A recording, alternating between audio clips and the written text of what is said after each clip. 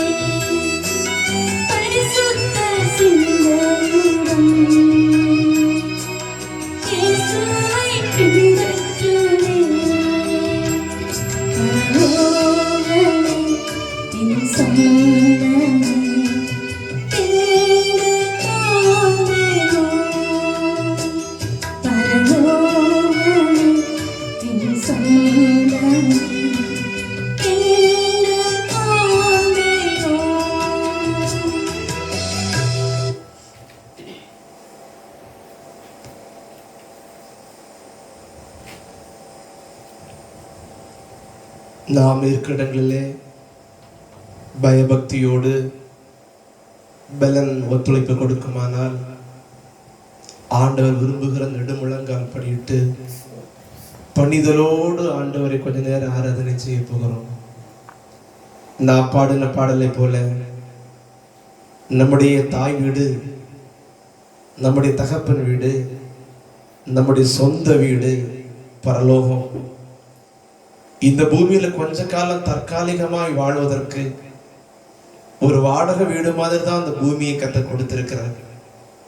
கொஞ்ச காலம், ஒருவேளை 70 வயது வரையோ, பலத்தின் மிகுதியினால் 80 வயது வரையோ, சஞ்சலங்களும் வருத்தங்களும் கண்ணீரும் நிறைந்த 100 வயது வரையோ வாழ முடியுமே தவிர அதுக்கப்புறம் வாழ முடியாது.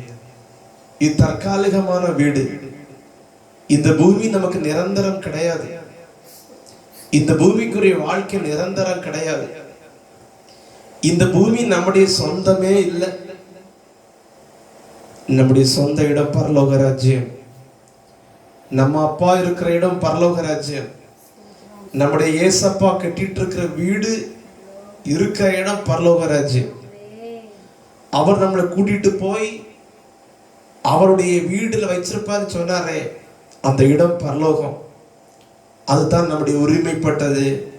நமக்கு சொந்தமான இடம் பரலோக ராஜ்யம்.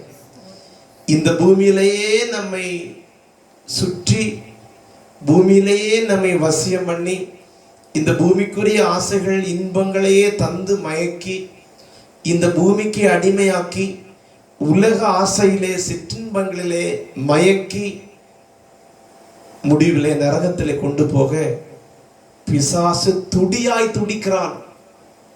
இந்த ஞாயிற்றுக்கிழமையிலே ஆண்டவர் உங்களை பார்த்து பேசுகிறார். தெரிந்து கொள்ளப்பட்டவர்களையும் வஞ்சிப்பதற்கு இடம் கிடைக்குமானால், இடம் கொடுப்பீர்களே ஆனால், தெரிந்து கொள்ளப்பட்டவர்களையும் வஞ்சித்து தான் போகிற சாத்தானுடைய சொந்த வீடாக மாறப்போகிற நரகத்திலே கொண்டு செல்வதற்கு துடியாய் துடிக்கிறான். கடினமாய் பிரயாசப்படுகிறான். கடினமாய் முயற்சி எடுக்கிறான். அவன் நோக்கம் பூமியில் வாழும்போது அள்ளி அள்ளி தருவதற்கு, பணத்தை அள்ளி அள்ளி தந்து, புகழை அள்ளி அள்ளி தந்து, பூமியில் உள்ள சுகங்களை, ஆஸ்திகளை, வசதிகளை அள்ளி அள்ளி தந்து, எப்படியாயின் இந்த பூமியிலே நம்மளை வசியம் பண்ணி ஆண்டவரை நோக்கி பார்க்க விடாம, ஆண்டுடைய ராஜ்யத்துக்குரியதை தேட விடாம, தேவனுடைய வசனத்திற்கு நேராக தேட விடாம, ஏசப்பாவோட உள்ளத்தில் இருக்கிற விருப்பத்தை, இதய துடிப்பை அறிந்து கொள்ள விடாம, இந்த பூமியிலேயே நிறைய தந்து நம்மளை எப்படியாவது தள்ளி போட்டு மயக்கி அவன் போகிற வீட்டிற்கு நம்மை அழைத்து செல்ல நரகத்திலே கொண்டு போக தயாராக இருக்கிறான். பாதாளம் வாயை பிளந்து காத்திருக்கிறது, யார் யார் வந்து விழுவார்கள் என்று. ஆனால் இன்னொரு பக்கத்திலே இயேசு அன்பாய் கூப்பிடுகிறார், வா என் மகனே வா, விசாலமான பாதை என்று போய்விடாதே, நீ விரும்புகிறதெல்லாம் அடையலாம் என்கிற பாதையிலே சென்று விடாதே, உன் உள்ளத்தில் இருக்கிற ஆசையெல்லாம் நிறைவேற்றலாம் என்கிற பாதையிலே சென்று விடாதே, உன் உள்ளத்தில் இருக்கிற உன்னுடைய விருப்பங்களை நிறைவேற்ற எனக்கு அதிகாரம் உண்டு என்று விசாலமான பாதையிலே சென்று விடாதே.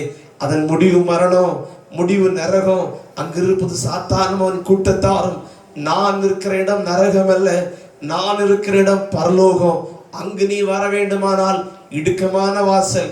ஒருவேளை நீ பிடித்தது ஒரு விருப்பமானதெல்லாம் கிடைக்காம இருந்தாலும், நீ ஜபித்த காரியம் எல்லாம் நடக்காம இருந்தாலும், உன்னுடைய உடல் வலிமையை வைத்து, உன் கையில் இருக்கிற பணத்தை வைத்து, உன்னிடத்தில் இருக்கிற படிப்பு அறிவை வைத்து, உன்னிடத்தில் இருக்கிற வேலை வருமானங்களை வைத்து அநேகவற்றை சாதித்து இருக்கலாம். ஆனால் எனக்கு தகுதி இல்லை, நான் ஒரு கிறிஸ்தவன், நான் ஒரு ஆவிக்குரிய மனிதன், நான் இயேசுவுடைய மெய்யான தேவனுடைய பிள்ளை, ஆகவே எனக்கு தகுதி இல்லை என்று நினைத்து கொண்டு அநேக காரியங்களை நீ செய்யாமல், ஒரு கோழையை போல, ஒரு பலகீனமான மனுஷனை போல, ஒரு புத்தியற்ற முட்டாளை போல, ஒன்றுமே அறியாதவனை போல நீ அநேகற்றை இழக்கிறாயே.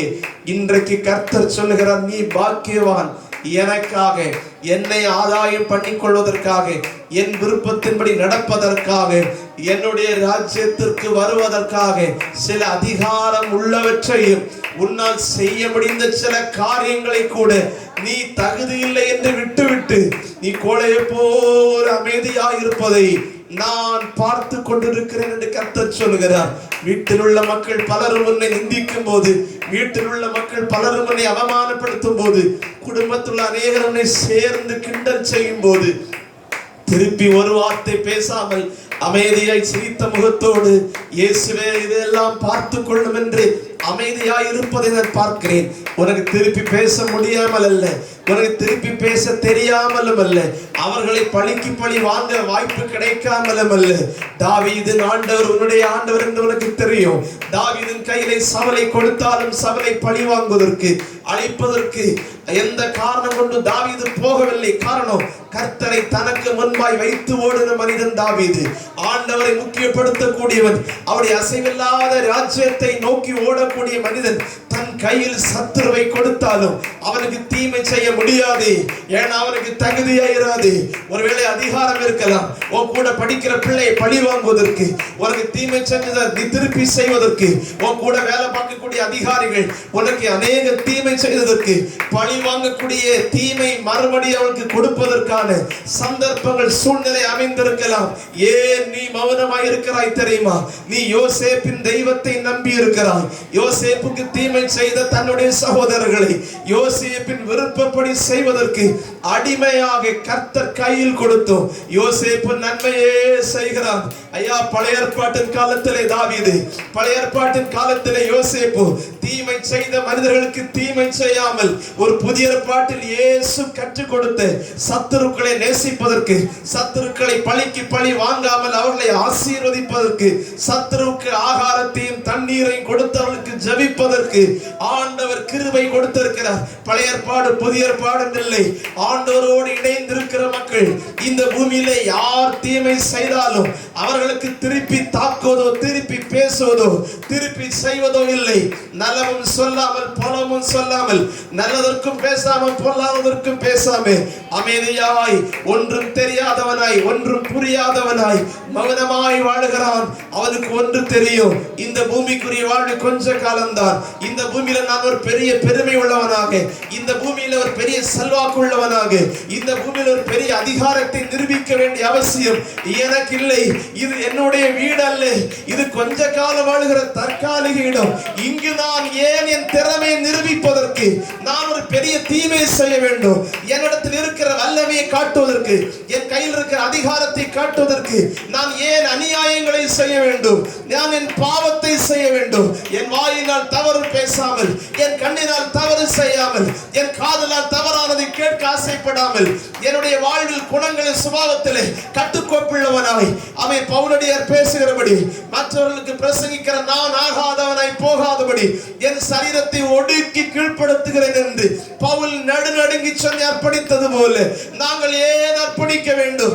இது என்னுடைய சொந்த நாடு அல்ல, இது என்னுடைய சொந்த வீடும் அல்ல. இங்கு நான் 500,000 ஆண்டுகள் வசிக்க போவதும் அல்ல. நான் வசிக்க போகிறது கோடான கோடி நாட்கள், கோடான கோடி வருடங்கள், யுகா யுகா காலம், எட்டர்னல் எட்டர்னல் எட்டர்னல், அழிவில்லாத காலம் நான் வாழ போகிறேன். என்னுடைய அப்பா வீட்டிலே வசிக்க போகிறேன். நான் தேவனோடு சேர்ந்து வசிக்க போகிறேன். எனக்கு பயமே கிடையாது, எனக்கு பாரங்களே கிடையாது, எனக்கு கவலையே கிடையாது. இந்த பூமியில் நான் விரும்பின காரியம் அடைந்தாலும் அடையாவிட்டாலும், நான் காத்திருந்து உபவாசித்து ஜெபித்த காரியம் கிடைத்தாலும் கிடைக்காவிட்டாலும், அநேக ஆண்டுகளாய் என் உள்ளத்திலே விரும்பி நான் ஆசைப்பட்ட காரியம் நடந்தாலும் நடக்காவிட்டாலும் எனக்கு அது முக்கியம் அல்ல. எனக்கு பரலோக ராஜ்யம் போகணும், பரலோக ராஜ்யம் போகணும். ஏமா ஆராதிக்கிற தேவ பிள்ளையே, இன்று கர்த்தர் ஆராதனை நடுவில் 2 காரியத்தை பேசுகிறார். உன்னை பரலோக வீட்டுக்கு கொண்டு போக தடுக்கிற 2 முக்கிய காரியம். நம்பர் 1, இந்த பூமியில் உள்ள துன்பங்களை, இந்த பூமியில் உள்ள பிரச்சனைகளை, இந்த பூமியில் உள்ள வேதனைகளை, நீ அனுபவிக்கிற அநேக கஷ்டங்களை துன்பங்களை உனக்கு முன்னே காட்டி சாத்தான் உன்னை சோர்வடைய பண்ணுகிறான். நான் மறுபடியும் கர்த்தருக்குள்ளே சொல்லுகிறேன், நான் மறுபடியும் ஆவிக்குள்ளாகி சொல்லுகிறேன். இன்றைக்கு ஆராதனை செய்து கொண்டிருக்கிற பிள்ளைகளை பார்த்து பேசுகிறேன்.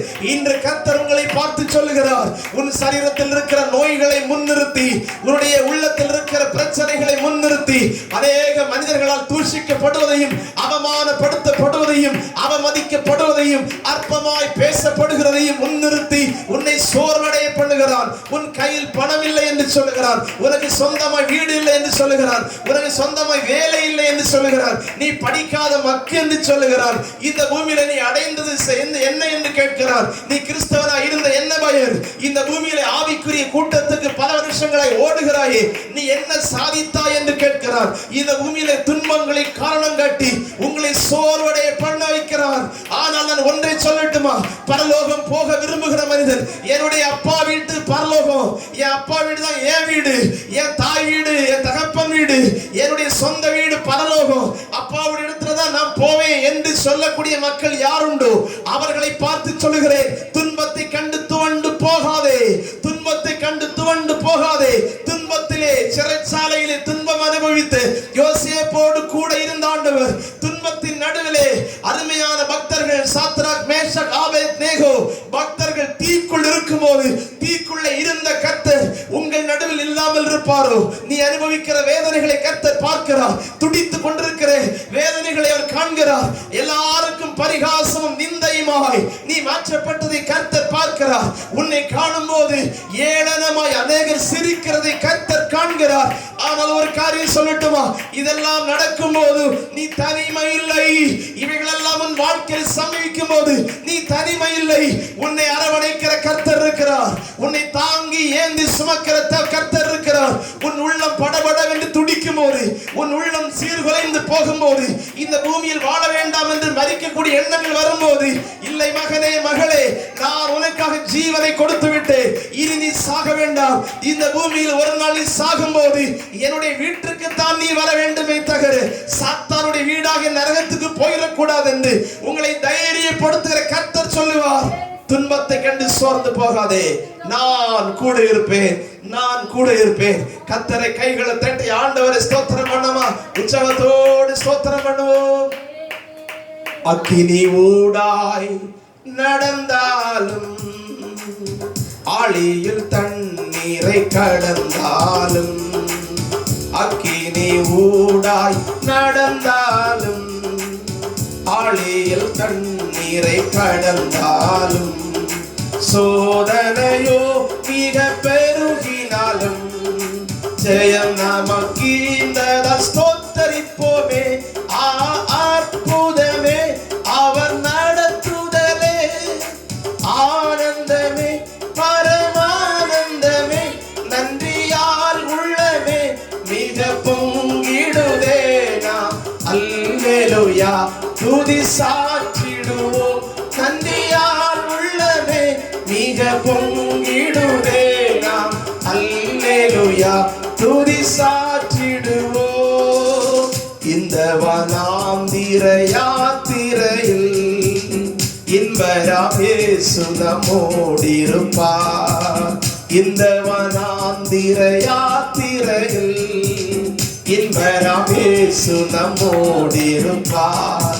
போகையிலும் நம் வருகையிலும் புகலிடமான ஸ்தோத்தரிப்போமே. அற்புதமே அவர் நடத்துதலே, ஆனந்தமே பரமானந்தமே, உள்ளமே மிக பொங்கிடுதே. நாம் அல்லேலூயா துதி சாற்றிடுவோம், நன்றியாக உற்சாகத்தோடு ஆண்டவரை ஸ்தோத்திரம் பண்ணுவோம். துதி சாற்றிடுவோம், நன்றியால் உள்ளமே மிக பொங்கிடுதே. நாம் அல்லேலூயா துதி சாற்றிடுவோம். வாஞ்சைகள் தீர்த்திட வந்திடுவார், வரும் என்றே நாம் அழைத்திடுவோம். வாஞ்சைகள் தீர்த்திட வந்திடுவார், வரும் என்றே நாம் அழைத்திடுவோம். வானத்திலே ஒன்று சேர்ந்திடும் நாள் விரைந்து நெருங்கிட ஸ்தோத்தரிப்போமே.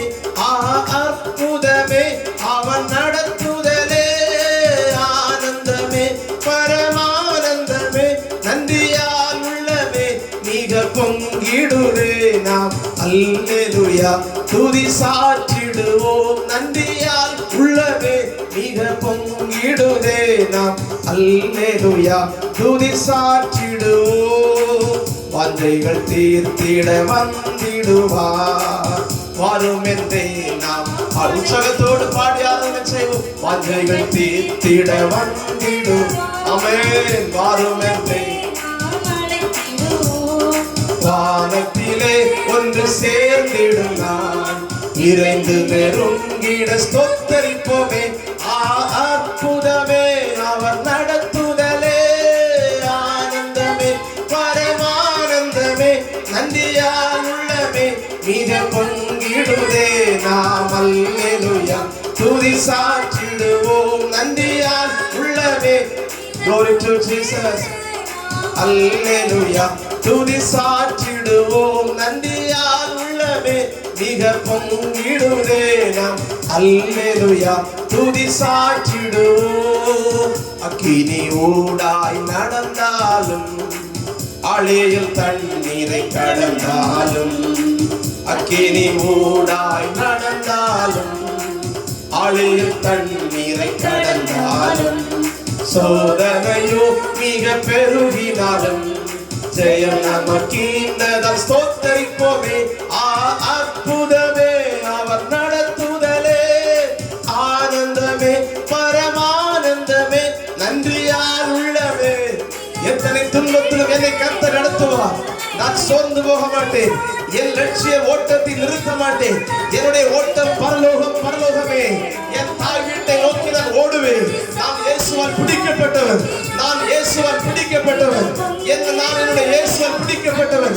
அந்தகார இருளிலிருந்து, இருட்டின் அதிகாரத்தில் இருந்து ஆச்சரியமான ஒளிக்கு நேராக ஓடுவதற்கு நான் இயேசுவால் பிடிக்கப்பட்டவன். நம்புகிற மக்கள் கைகளை தட்டி ஆவில நிறைந்து உற்சாகத்தோடு சொல்லுவோம், நான் இயேசுவால் பிடிக்கப்பட்டவன். என்னுடைய தாய் வீடு பரலோகத்திற்கு நேராக ஓடும்படி நான் பிடிக்கப்பட்டவன். இந்த பூமியில் என்னுடைய சொந்த நாடல்ல. இந்த பூமியில் துன்பங்களை பெரிதுபடுத்த மாட்டேன். இந்த பூமியில் உள்ள அவமானங்களை பெரிதுபடுத்த மாட்டேன். இந்த பூமியிலே மனிதன் சொல்லக்கூடிய வார்த்தைகளை கேட்டு சோர்ந்து போக மாட்டேன். யாரெல்லாம் வேண்டுமானால் பேசட்டும், யாரெல்லாம் வேண்டுமானால் தூற்றட்டும், யாரெல்லாம் வேண்டுமானால் நிந்திக்கட்டும், யார் என்னை வேதனைப்படுத்தட்டும், அது என்னை பாதிக்காது. காரணம் இது தற்காலிகமானது. கொஞ்ச காலம் நான் காதை பொத்திக் கொண்டு வாழ்ந்து போய்விடுவேன். ஆனால் நிரந்தரமான சந்தோஷம் ராஜ்யம் இருக்கிறது. அது பரலோகம், என்னுடைய சொந்த இடம். அது என் அப்பா வீடு, என் அப்பா வீடு, என் அப்பா வீடு, என் அப்பா வீடு. அது நான் அங்கே சந்தோஷப்பட்டு களி கூறுவேன். ஆகவே சாத்தானுடைய மிகப்பெரிய தந்திரம், இந்த பூமியில் உனக்கு ஒண்ணுமே கிடைக்கல, நீ இயேசுவை தேடி போய் உனக்கு ஒண்ணுமே கிடைக்கல, இயேசுவை பின்பற்றி போய் உனக்கு ஒண்ணுமே கிடைக்கல, நீ ஆவிக்குரிய ஆலயங்களில் வருடக்கணக்காய் போய் உனக்கு என்ன கிடைச்சது என்று இனி சாத்தான் என்னை சோர்வடைய பண்ண முடியாது. காரணம், நான் அந்த தந்திரத்தில் விழமாட்டேன். ஆண்டவர் எனக்குரியதை ஏற்ற நாளிலே தருவார். எனக்காக யாவையும் செய்து முடிக்கிறவர். நேர்த்தியான நாளிலே, நேர்த்தியான நேரத்திலே, நேர்த்தியான நன்மைகளை எனக்கு அவர் ஆயத்தம் பண்ணி வைத்திருக்கிறார். எனக்கு ஆயத்தம் பண்ணி வைத்திருக்கிறது இதுவரை எந்த மனிதனுடைய கண்கள் கண்டதில்லை, எந்த மனுஷனுடைய காதுகள் கேட்டதில்லை, எந்த மனுஷ இருதயத்தில் அறிந்து கொண்டதில்லை. காரணம், ஆண்டவர் எனக்கென்று பிரத்யேகமாய் இந்த பூமியில வாழும் வரைக்கும் எதெல்லாம் தேவையோ, வீடுக்கு வீடு, வாகனத்திற்கு வாகனம், ஆரோக்கியத்திற்கு ஆரோக்கியம், இந்த பூமியில குழந்தை செல்வத்திற்கு குழந்தை செல்வம், திருமண வாழ்வு, இந்த பூமியில் உள்ள சகல நன்மைகள், வருமானங்கள், ஆசீர்வாதங்கள் எல்லாவற்றையும் தன்னுடைய பிள்ளைகளுக்கு கொடுக்காமல் இருப்பாரோ? அவர் ஏற்ற வேலையை தருவார். நான் அதன் பின்னாய் ஓடி போக மாட்டேன். சாத்தான் இரண்டாவது பெரிய காரியம் தெரியுமா? ஒரு பக்கம் துன்பங்களை முன்னிறுத்தி சோதனை பண்ணுகிறான். இன்னொன்று, தேவனுடைய வார்த்தையை நிறுத்து போக பண்ண, தேவனுடைய வார்த்தையை, வசனங்களை வல்லமை இழக்க பண்ணு, கள்ள உபதேசங்களை அனுப்புகிறார், புரட்டு உபதேசிகளை எழுப்புகிறார், வேத வசனங்கள் புரட்டப்படுகிறது. ஐயோ ஆவிக்குரிய சபையே, பரிதாபமான காலத்தில் வாழ்ந்து கொண்டிருக்கிறோம். நீ கண்ணீர் விட்டு கதற வேண்டிய காலத்தில் வாழ்ந்து கொண்டிருக்கிறோம். என் இயேசு அப்பாவுடைய சொந்த வார்த்தை புரட்டப்படுகிறது. என் ஆண்டவருடைய வசனம் புரட்டப்படுகிறது. என் தேவனுடைய இருதயத்தில் உள்ள ஏக்கங்கள் விருப்பங்கள் புரட்டப்படுகிறது. கடினமான காலத்தில் வாழ்கிறோம். சாத்தான் தனக்கென்று ஒரு பெரிய கூட்டத்தை ஏற்படுத்தி வேத வசனங்களை புரிந்து கொள்ள தவறுகிற பிள்ளைகளை, வேத வசனத்தில் ஆர்வமற்றவர்களை, வேத வசனத்துக்கு தியானம் பண்ணாதவர்களை, வேத வசனத்துக்கு முக்கியம் கொடாதவர்களை வசனத்தை புரட்டி வஞ்சிக்கிறான். அவ்வளவுதான். வசனம் புரட்டப்பட்டு அதில் விழுந்தேன்னா நரகம் நரகம். அப்பா வீட்டுக்கு போக முடியாது. இன்றைக்கு ரெண்டு காரியத்தை ஆண்டவர் ஆராதனை தந்தார். ஒன்று, உன் துன்பங்களை முன் நிறுத்தி உன்னை சோர்வடைய பண்ணுகிறான். விட்டு கொடுத்துறாரு. எத்தனை துன்பம் இருந்தாலும் இயேசு பார்த்துக் கொள்வார். இயேசுவின் அருகில் இருக்கிற துணிச்சலாய் சாத்தானுக்கு நேராக சொல், என்னால என் அப்பா பார்த்துடுவார், என் ஏசாப்பா பார்த்துக்கிடுவார். நீ போ, என் உள்ளத்தை சோர்வடைய பண்ண முடியாது, என் உள்ளத்தை நீ ஸ்ட்ரெஸ் தர முடியாது, என்ன டிப்ரெஷன்ல கொண்டு போக உன்னால முடியாது. நான் எனக்கு ஒரு தாழ்வு மனப்பான்மை, ஏதோ குறை உள்ளவள் என்று ஒரு தாழ்வு மனப்பான்மை உண்டாக்க உன்னால் முடியாது. நான் என்னை தனிமைப்படுத்தி என் மனதை பாதித்து என் உள்ளத்தை வேதனைப்படுத்தி ஆவிக்குரிய அனுபவத்தை விட்டு என்னை திசை மாற பண்ணும்படி சாத்தானே உன்னால முடியாது. ஏன்னா என் துன்பத்திலே இயேசு கூட நிற்பார். என் துன்பத்திலே இயேசு கூட நிற்பார். ரெண்டு, கள்ள உபதேசங்கள் எழுப்பி என் அப்பாவுடைய வார்த்தையை புரட்டும் போது நான் சொல்வேன், எனக்கு அப்பாவுடைய சத்தம் எனக்கு தெரியும், என் அப்பாவுடைய சத்தம் எனக்கு தெரியும். அந்த வார்த்தைகளை நான் கை கொள்வேன். நீ எத்தனை புதுசா நவீனமா எனக்கு பிடிச்ச மாதிரி, எனக்கு இஷ்டப்பட்டபடி ஈஸியா கை கொள்ற மாதிரி எல்லாம் புதுசா மாடர்னா கொண்டு வந்தாலும் நான் விழமாட்டேன். முன்னாடி இடியப்போனா கஷ்டப்பட்டு செய்யணும், புரோட்டானா கஷ்டப்பட்டு செய்யணும், இட்லி தோசை செய்யணும், பிரியாணி கஷ்டப்பட்டு செய்யணும். இன்னைக்குள்ள காலத்துல எல்லாம் ரெடிமேட் ஆகி போச்சு. 5 நிமிஷம் தண்ணியில போட்டா பிரியாணி ரெடி, 5 நிமிஷம் தண்ணியில வேக வச்சா இடியப்பம் ரெடி, 5 நிமிஷம் வேக வச்ச பரோட்டா ரெடி. இப்படி எல்லாம் போட்டு ஏமாத்துறாங்களே. இது போல தேவ உபதேசங்களை மாற்றி ரெடிமேட் உபதேசமாக்கி சாத்தான் வரும்போது தேவ சத்தத்தை கேட்ட தேவனுடைய சொந்த பிள்ளைகள் அதை கை வைத்து தட்டி காலால் மிதித்து நவீன உபதேசங்களையும் நவீன வேத புரட்டுகளையும் தூக்கி எறிந்து கொண்டு அப்பாவுடைய சொந்த சத்தத்துக்கு செவி கொடுத்தால் இன்றைக்கு கர்த்தர் சொல்லுகிறார், பரிசுத்த ஆவியானவர் உங்கள் மேல் நிழலிடுவார், பரிசுத்த ஆவியானவர் உங்களுக்குள் தங்கி இருப்பார். அவர் தேவனுடைய வார்த்தைக்கு முக்கியம் கொடுக்கிற உங்கள் மீது ஆண்டவர் மகிமைப்படும் போது பரிசுத்த ஆவியானவர் சந்தோஷப்பட்டு களி கூறுவார். பரிசுத்த ஆவியானவர் உங்கள் மூலமாய் மகிமைப்படுவார். கள்ள புரட்டர்கள், வேத புரட்டர்கள் மூலம் தேவ நாமம் தூஷிக்கப்படும்படி தேவனுடைய ஆவியானவர் தூஷிக்கப்பட்டு துக்கப்படும் போது அவருடைய வார்த்தையை விட்டு கொடுக்காம கடைசி வரைக்கும் கஷ்டமோ நஷ்டமோ கடினமான உபதேசம் எளிதான உபதேசம் அப்படின்னு தரம் பிரிக்காம ஆண்டோடைய சொந்த சத்தத்துக்கு முக்கியம் கொடுத்தவங்களை ஆண்டவர் உங்களை மேலும் மேலும் வளர வைத்து சந்தோஷப்பட்டு உங்களுக்குள்ள பரிசுத்தாக வைத்து கடைசி வரைக்கும் கரம் பிடித்து நடத்துவார். ஆண்டவர் இன்றைக்கு தந்த நடத்துதலுக்காய் ஸ்தோத்திரம். ஆவினாலே நாங்கள் ஜெபம் பண்ணி, ஆவினாலே பாட்டு பாடி, ஆவினாலே நாங்கள் தேவனோடு பேசி பரிசுத்தாவின் துணை கொண்டு உம்முடைய ராஜ்யம் வரைக்கும் வழுக்காம சறுக்காம ஆண்டவரே தவறை போகாம நிலை நிற்க கிருபை தாரும். கர்த்தர் அப்படி செய்கிறதற்காய் ஸ்தோத்திரம்.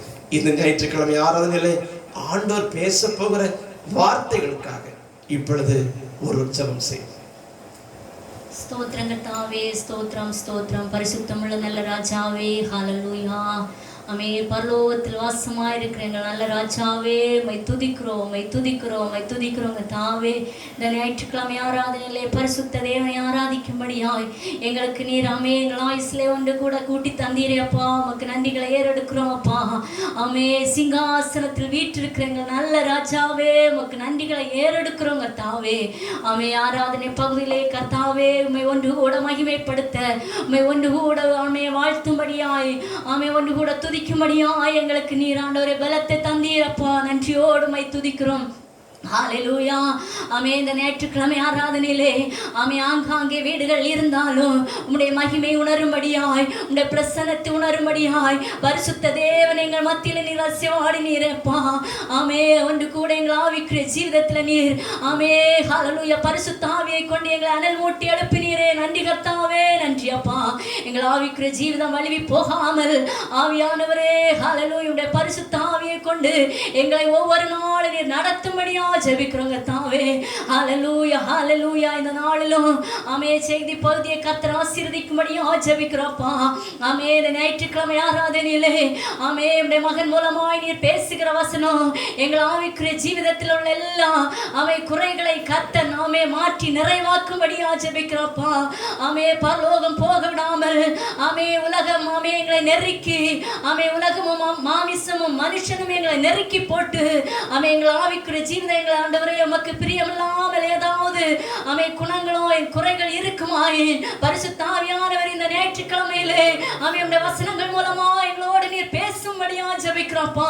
நீர் பேசுகிற வசனம் எங்கள் ஆவிக்குரிய ஜீவிதத்தில் குறைகளை ஒன்று கூட நாங்கள் கண்டறிந்து ஆவியிலே அனல் கொண்டு எழும்பும்படியாய் ஆமே பரலோக நம்பிக்கையோடு ஆமே இந்த உலகத்தில் வாழ்கிற நாட்கள் எல்லாம் ஆமே கரைபடாத ஜீவிதம் வாழ, கரைபடாத மகனாக மகளாக வாழ்ந்து ஆமே உம்முடைய எக்கால சத்தம் கேட்கும் பொழுது மோடு கூட எடுத்துக்கொள்ளப்படுகிற கூட்டமாய், எடுத்துக்கொள்ளப்படுகிற சபையாய் ஆமே இந்த ஆராதனைகளை ஆமே கேட்டுக்கொண்டிருக்கிற ஆமே ஒவ்வொரு பிள்ளைகள் மேல் உம்முடைய வல்லமை, பரிசுத்த வல்லமை வசனங்கள் மூலமாய் பேசப்படும்படியாய் ஆமே நாட்கள் ஆமே யாராவது இயேசுவை அறியாத ஜனங்கள் ஆமே இந்த இணையதளங்கள் வழியாய் ஆமே உம்மை ஆமே அறிந்து கொண்டிருப்பார்களானால் ஆமே பரலோகம் போக வேண்டும் என்ற நம்பிக்கையோடு ஆமே இயேசுவை ஏற்றுக்கொண்டு இயேசுவை நாட்களில் ஏற்றுக்கொண்டு ஆமே உம்மை அறிகிற அறிவை ஒவ்வொரு பிள்ளைகளுக்கும் கொடுக்கும்படியா ஜெபிக்கிறப்பா.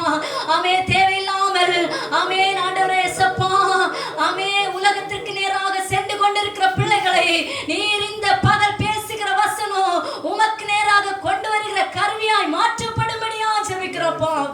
ஹalleluya. உம்முடைய கரத்திலே தருகிறோம். ஒரு ஆத்மா கூட கெட்டு போகிறது உமக்கு சித்தம் இல்லப்பா. ஆமே, இந்த வசனங்கள் ஆமே பரலோகம் சென்றடையத்தக்க வகையிலே பேசப்படும்படியா ஜெபிக்கிறோம்ப்பா. சுயமாய் ஒன்றும் பேசாதபடி பரிசுத்த ஆவியானவர் துணை கொண்டு பேசப்படும்படியாய் ஆமே பேசுகிற வசனங்கள் தேவனோடு சேர்க்கப்படும்படியாய் ஆமே தேவனோடு சேர்க்கப்படும்படியா ஜெபிக்கிறோம்ப்பா. ஆமே, வசனம் பேசுகிற நம்முடைய மகனை பலப்படுத்தும்படியாய், அதிகாரப்படுத்தும்படியா ஜெபிக்கிறோம்ப்பா. இயற்கை சேர்க்கைகளை எங்களுக்கு அனுகூலமாக்கி தாரும். ஆமே, வசனம் பேச தொடங்கினது முதல் ஆமே உம்முடைய கரம் எங்கள் கூட இருக்கும்படியாய் ஆவியானவர் துணை கொண்டு நாங்கள் ஆண்டவர் வசனங்களை கேட்டு கீழ்ப்படிய எங்களுக்கு ஆண்டவரே ஹalleluya நல்ல இருதயங்களை கர்த்தர் தரும்படியா ஜெபிக்கிறோம். இந்த ஆராதனை ஒவ்வொரு பகுதிகளையும் பொறுப்படும் இயேசுவின் நாமத்தில் ஜெபிக்கிறோம் நல்ல பிதாவே, ஆமென். ஆண்டவருடைய பரிசுத்தமான நாமம் நம் ஒவ்வொருவர் மூலம் மகிமைப்படுவதாக. இந்த காலை ஆராதனையிலே அம்மாச்சி வழியாக, இணையதளங்கள் வழியாக எங்களோடு இணைந்திருக்கிற ஒவ்வொருவரையும் மிக மகிழ்ச்சியோடு வாழ்த்தி வரவேற்கிறோம். உங்கள் ஜெபங்கள், உங்கள் ஆராதனைகள் பரலோகம் அங்கீகரித்திருக்கிறது. கடைசி காலத்தில் வாழ்ந்து கொண்டிருக்கிறோம். கொடிய கொள்ளை நோய்கள் ஒரு பக்கம், இன்னொரு பக்கம் வெட்டுக்கிளிகள், பஞ்சத்தை ஏற்படுத்தக்கூடிய வெட்டுக்கிளிகள் என்று தேசம் அச்சுறுத்தப்பட்டு கொண்டிருக்கிறது. விழிப்பாய் ஜெபியுங்கள். தேவனுடைய சொந்த பிள்ளைகளாய் வாழ்வதிலே உறுதியாயிருங்கள். தவறிவிடக்கூடாது. தவறிவிட்டால் இத்தனை ஆண்டு காலம் ஓடுனது வீணாகிவிடும். நிறைய வருஷம் பாட்டு பண்ணதும், நிறைய வருஷம் ஆண்டவரை ஆராதித்ததும், நிறைய வருஷம் ஆவில துதிச்சு அந்நிய பாச பேசினதும், நிறைய வருஷம் ஊழியம் பண்ணதும், நிறைய ஆத்துமாக்கள் ஆதாயம் பண்ணதும் வீணாயிடும். முடிவு பரியந்த நிலை நின்றால் தான் தேவனுடைய ரட்சிப்பை பெற முடியும். அநேக முந்தினோர் பிந்தி போவார்கள், அநேக பிந்தி வந்தோர் முந்தி போவார்கள். இது ஒரு முக்கியமான தீர்க்க தரிசன வார்த்தையை ஆண்டவர் கொடுக்கிறார். ஆகவே ஆவிக்குரிய பிள்ளைகளே, எங்கள் இம்மானுவேல் பெந்தேகோஸ்தே தேவ சபையுடைய 3 திருச்சபை மக்களை உங்களை பார்த்து சொல்லுகிறேன், ஜெபத்திற்கு முக்கியம் கொடுங்கள். இயேசுவோடு பேசுங்கள், இயேசுவோடு பழகுங்கள், இயேசுவோடு நடவுங்கள். ஆண்டுடைய கரத்தை பிடித்து கொண்டே ஒரு வாழ்க்கை வாழ்ந்து விடுங்கள். அப்படியான உங்கள் ஓட்டம் வீணாய் போகாது. உங்கள் லட்சியம் வீணாய் போகாது, உங்களுடைய பிரயாணம் நஷ்டப்படாது, உங்களுடைய தீர்க்கமாய் சந்தோஷமா உறுதியாய் வாழ முடியும். கர்த்தர் அதுக்கு கிருபை தருவார். தேசங்களுக்காக தொடர்ந்து ஜெபியுங்கள். இன்றைக்கு ஆண்டவர் உங்களோடு பேசும்படி என்னை மிகவும் ஏவன ஒரு காரியத்தை கடந்த 2 வாரமாய் நாம் தியானித்துக் கொண்டிருக்கிறோம். சங்கீதம் 37:5 என்ற வார்த்தை அடிப்படையிலே கடந்த 2 வாரங்கள் தியானித்தோம். இன்றைக்கும் நான் தொடர்ச்சியை பேச விரும்புகிறேன். வாசிக்க கேட்போமா? வாசிங்கள். உன் வழியை கர்த்தருக்கு ஒப்புவித்து அவர் மேல் நம்பிக்கையாயிரு, அவரே காரியத்தை வாய்க்க பண்ணுவார். காரியம் வாய்க்கணும் அப்படின்னா சுருக்கமா சொன்னா பூமியில் உள்ள நன்மைகள் நமக்கு கிடைக்கணும், பூமிக்குரிய நன்மைகள் கிடைக்கணும். அதுக்காக தான் மனுஷன் என்னென்னமோ பண்றான். கிறிஸ்தவ அல்லாதவர்கள் நிறைய காரியங்களை செய்யறாங்க. எப்படியாவது நன்மையை வாங்கணும், லஞ்சம் கொடுத்தாவது, குறுக்கு வழியில் போய்தாவது, மந்திரவாதங்கள் ஏதாவது செய்ய, ஏதாவது பண்ணி நிறைய நன்மைகளை வாங்கணும், பூமியில நிறைய ஆசீர்வாதங்களை குவிக்கணும். இதுதான் ஆசை. இன்றைக்கு ஒரு துக்கமான வார்த்தை, கிறிஸ்தவர்களுக்குள்ளும் ஏன் கொஞ்சம் கூட அருகில் போய் சொன்ன ஆவிக்குரிய பிள்ளைகளுக்குள்ளேயும் பரலோகம் என்கிற வீடு மறந்து பூமிக்குரிய வீடு தான் இப்ப ஞாபகத்தில் இருக்கு. பரலோகம் என்கிற ஏசப்பாவுடைய ராஜ்யம் மறந்து பூமிக்குரிய ராஜ்யம்தான் நினைவில் இருக்கு. ஆகவே அதிகாலை எழும்பி இரவு வரைக்கும் அவங்க சிந்தனையில, முயற்சியில, ஓட்டத்துல, பிரயாசத்துல அவ்வளவுமே பூமிக்குரிய காரியம்தான். இன்று ஐஸ்வர்யவான பார்த்து ஏசு கேட்ட மாதிரி, உன் ஆத்மா இன்னைக்கு எடுத்துக்கொள்ளப்படுமானால், உன் மரணம் இன்று சம்பவிக்குமானால், இயேசுவின் வருகை இன்று இருக்குமானால் உன் நிலைமை என்ன? விசுவாசியே, கிறிஸ்தவனே, ஆவிக்குரிய மனுஷியே, ஊழியத்தை செய்கிறவர்களே, ஓயாமல் ஆண்டவரை ஆராதிக்கிறேன் என்று நினைத்துக் கொண்டு ஏமாந்து போறவனே, உன்னுடைய கவனமும் உன்னுடைய முக்கியத்துவமும் உன்னுடைய முயற்சியும் பிரயாசமும் பரலோகம் என்கிற காரியத்துக்கு நேராக அடுத்தவைகளா இல்லாம, தேவனுக்கு நெருங்கினவைகளா இல்லாம, ஆவிக்குரிய காரியத்துக்கா இல்லாம, உன் ஓட்டம் மொத்தமும் பிரயாசம் மொத்தமும் பூமிக்குரிய விஷயத்துக்காகவே ஓடிட்டு இருந்தேன்னா, எப்பா உன்னை போல பரிதாபப்பட்டவன், உன்னை போல ஒரு ஏமாளி, உன்ன மாதிரி கடைசி காலத்துல கடைசியில போய் ஏமாந்து போறவன் ஒருத்தருமே இருக்க முடியாது. ஆண்டவருக்காக அற்புதம் பண்ணனே, ஆண்டவருக்காக தீர்க்க தரிசனம் சொன்னேன், ஆண்டவருக்காக நோய்களை குணமாக்கினேன், ஆண்டவருக்காக ஊழியத்தை பண்ணனேன், இப்படின்னெல்லாம் சொன்னவங்களையே உன்னை தெரியாதுன்னு சொன்னவர் நம்முடைய ஏசப்பா. அவருக்கு தேவை என்ன தெரியுமா? நீ பெரிய ஊழியம் ஒன்றும் பண்ண வேண்டாம், நீ பெருசா ஒன்று சாதிக்க வேண்டாம். அவருக்கு பிள்ளையா அவர் என்ன சொல்றாரோ அதை கேட்டு, என்ன செய்ய சொல்றாரோ அதை மட்டும் செஞ்சு அப்படி கையிலே அடங்கி இருந்தா போதும். அதே அவருக்கு பிடிக்கும். அப்படி இருக்கிற மக்களை என்னெல்லாம் இந்த பூமியில செய்யணும்னு நினைக்கிறாரோ, விரும்புறாரோ அதெல்லாம் செஞ்சு முடிச்சிருவார். இயேசு செய்ய சொல்லாத ஒரு காரியத்தை, இயேசு செய்ய விரும்பாத ஒரு காரியத்தை, இயேசு போக சொல்லாத இடத்திற்கு, இயேசு செய்ய விரும்பாத காரியத்தை நீ செய்து இயேசுடத்துல ஒன்றும் சாதிக்க முடியாது. ஆவிக்குரிய வாழ்க்கை ரொம்ப வித்தியாசமானது. இயேசப்போட கையிலே தான் இருக்கணும் கடைசி வரைக்கும். கீழே இறங்கிட்டீங்க, பாதுகாப்பு போயிடும். ஆகவே ஆண்டவர் சொல்றார், காரியம் சாத்தியமாக, காரியங்கள் வாய்க்க, பூமிக்குரிய நன்மை கிடைக்க நீ என்ன செய்யணும்? இன்றைக்கு ஆவிக்குரிய மக்களே மந்திரவாதிகளை தேடி போகக்கூடிய ஒரு கெட்ட காலத்தில் இருக்கிறோம். ஆவிக்குரிய மக்களே குறி கேட்கக்கூடிய ஜோசியக்காரன்ட்டையும் ராப்பாடிகள்கிட்டையும் பலரிடத்துல போய் கைரேகை பார்க்கிறதும், சில பரிகாரம் செய்யக்கூடிய காலத்தில் வாழ்ந்து கொண்டிருக்கிறோம். இவர்களுக்கு தடைகள் மாறி காரியம் வைக்கணும். யாராலும் வந்தால் என்ன அப்படின்னு ஒரு கூட்டம், இன்னொரு கூட்டம் நான் விடமாட்டேன், ஜெபிச்சு வாங்குவேன், போராடி ஜெபிச்சு வாங்குவேன் அப்படின்னு. அதற்கு யார் காரணம் தெரியாது. ஒருவேளை அநேக ஊழியர்கள் ஜெபிச்சா கிடைக்கும், ஜெபிச்சா கிடைக்கும், ஜெபிச்சா கிடைக்கும் அப்படின்னு சொல்லி கொடுத்தாங்களா என்னன்னு தெரியாது.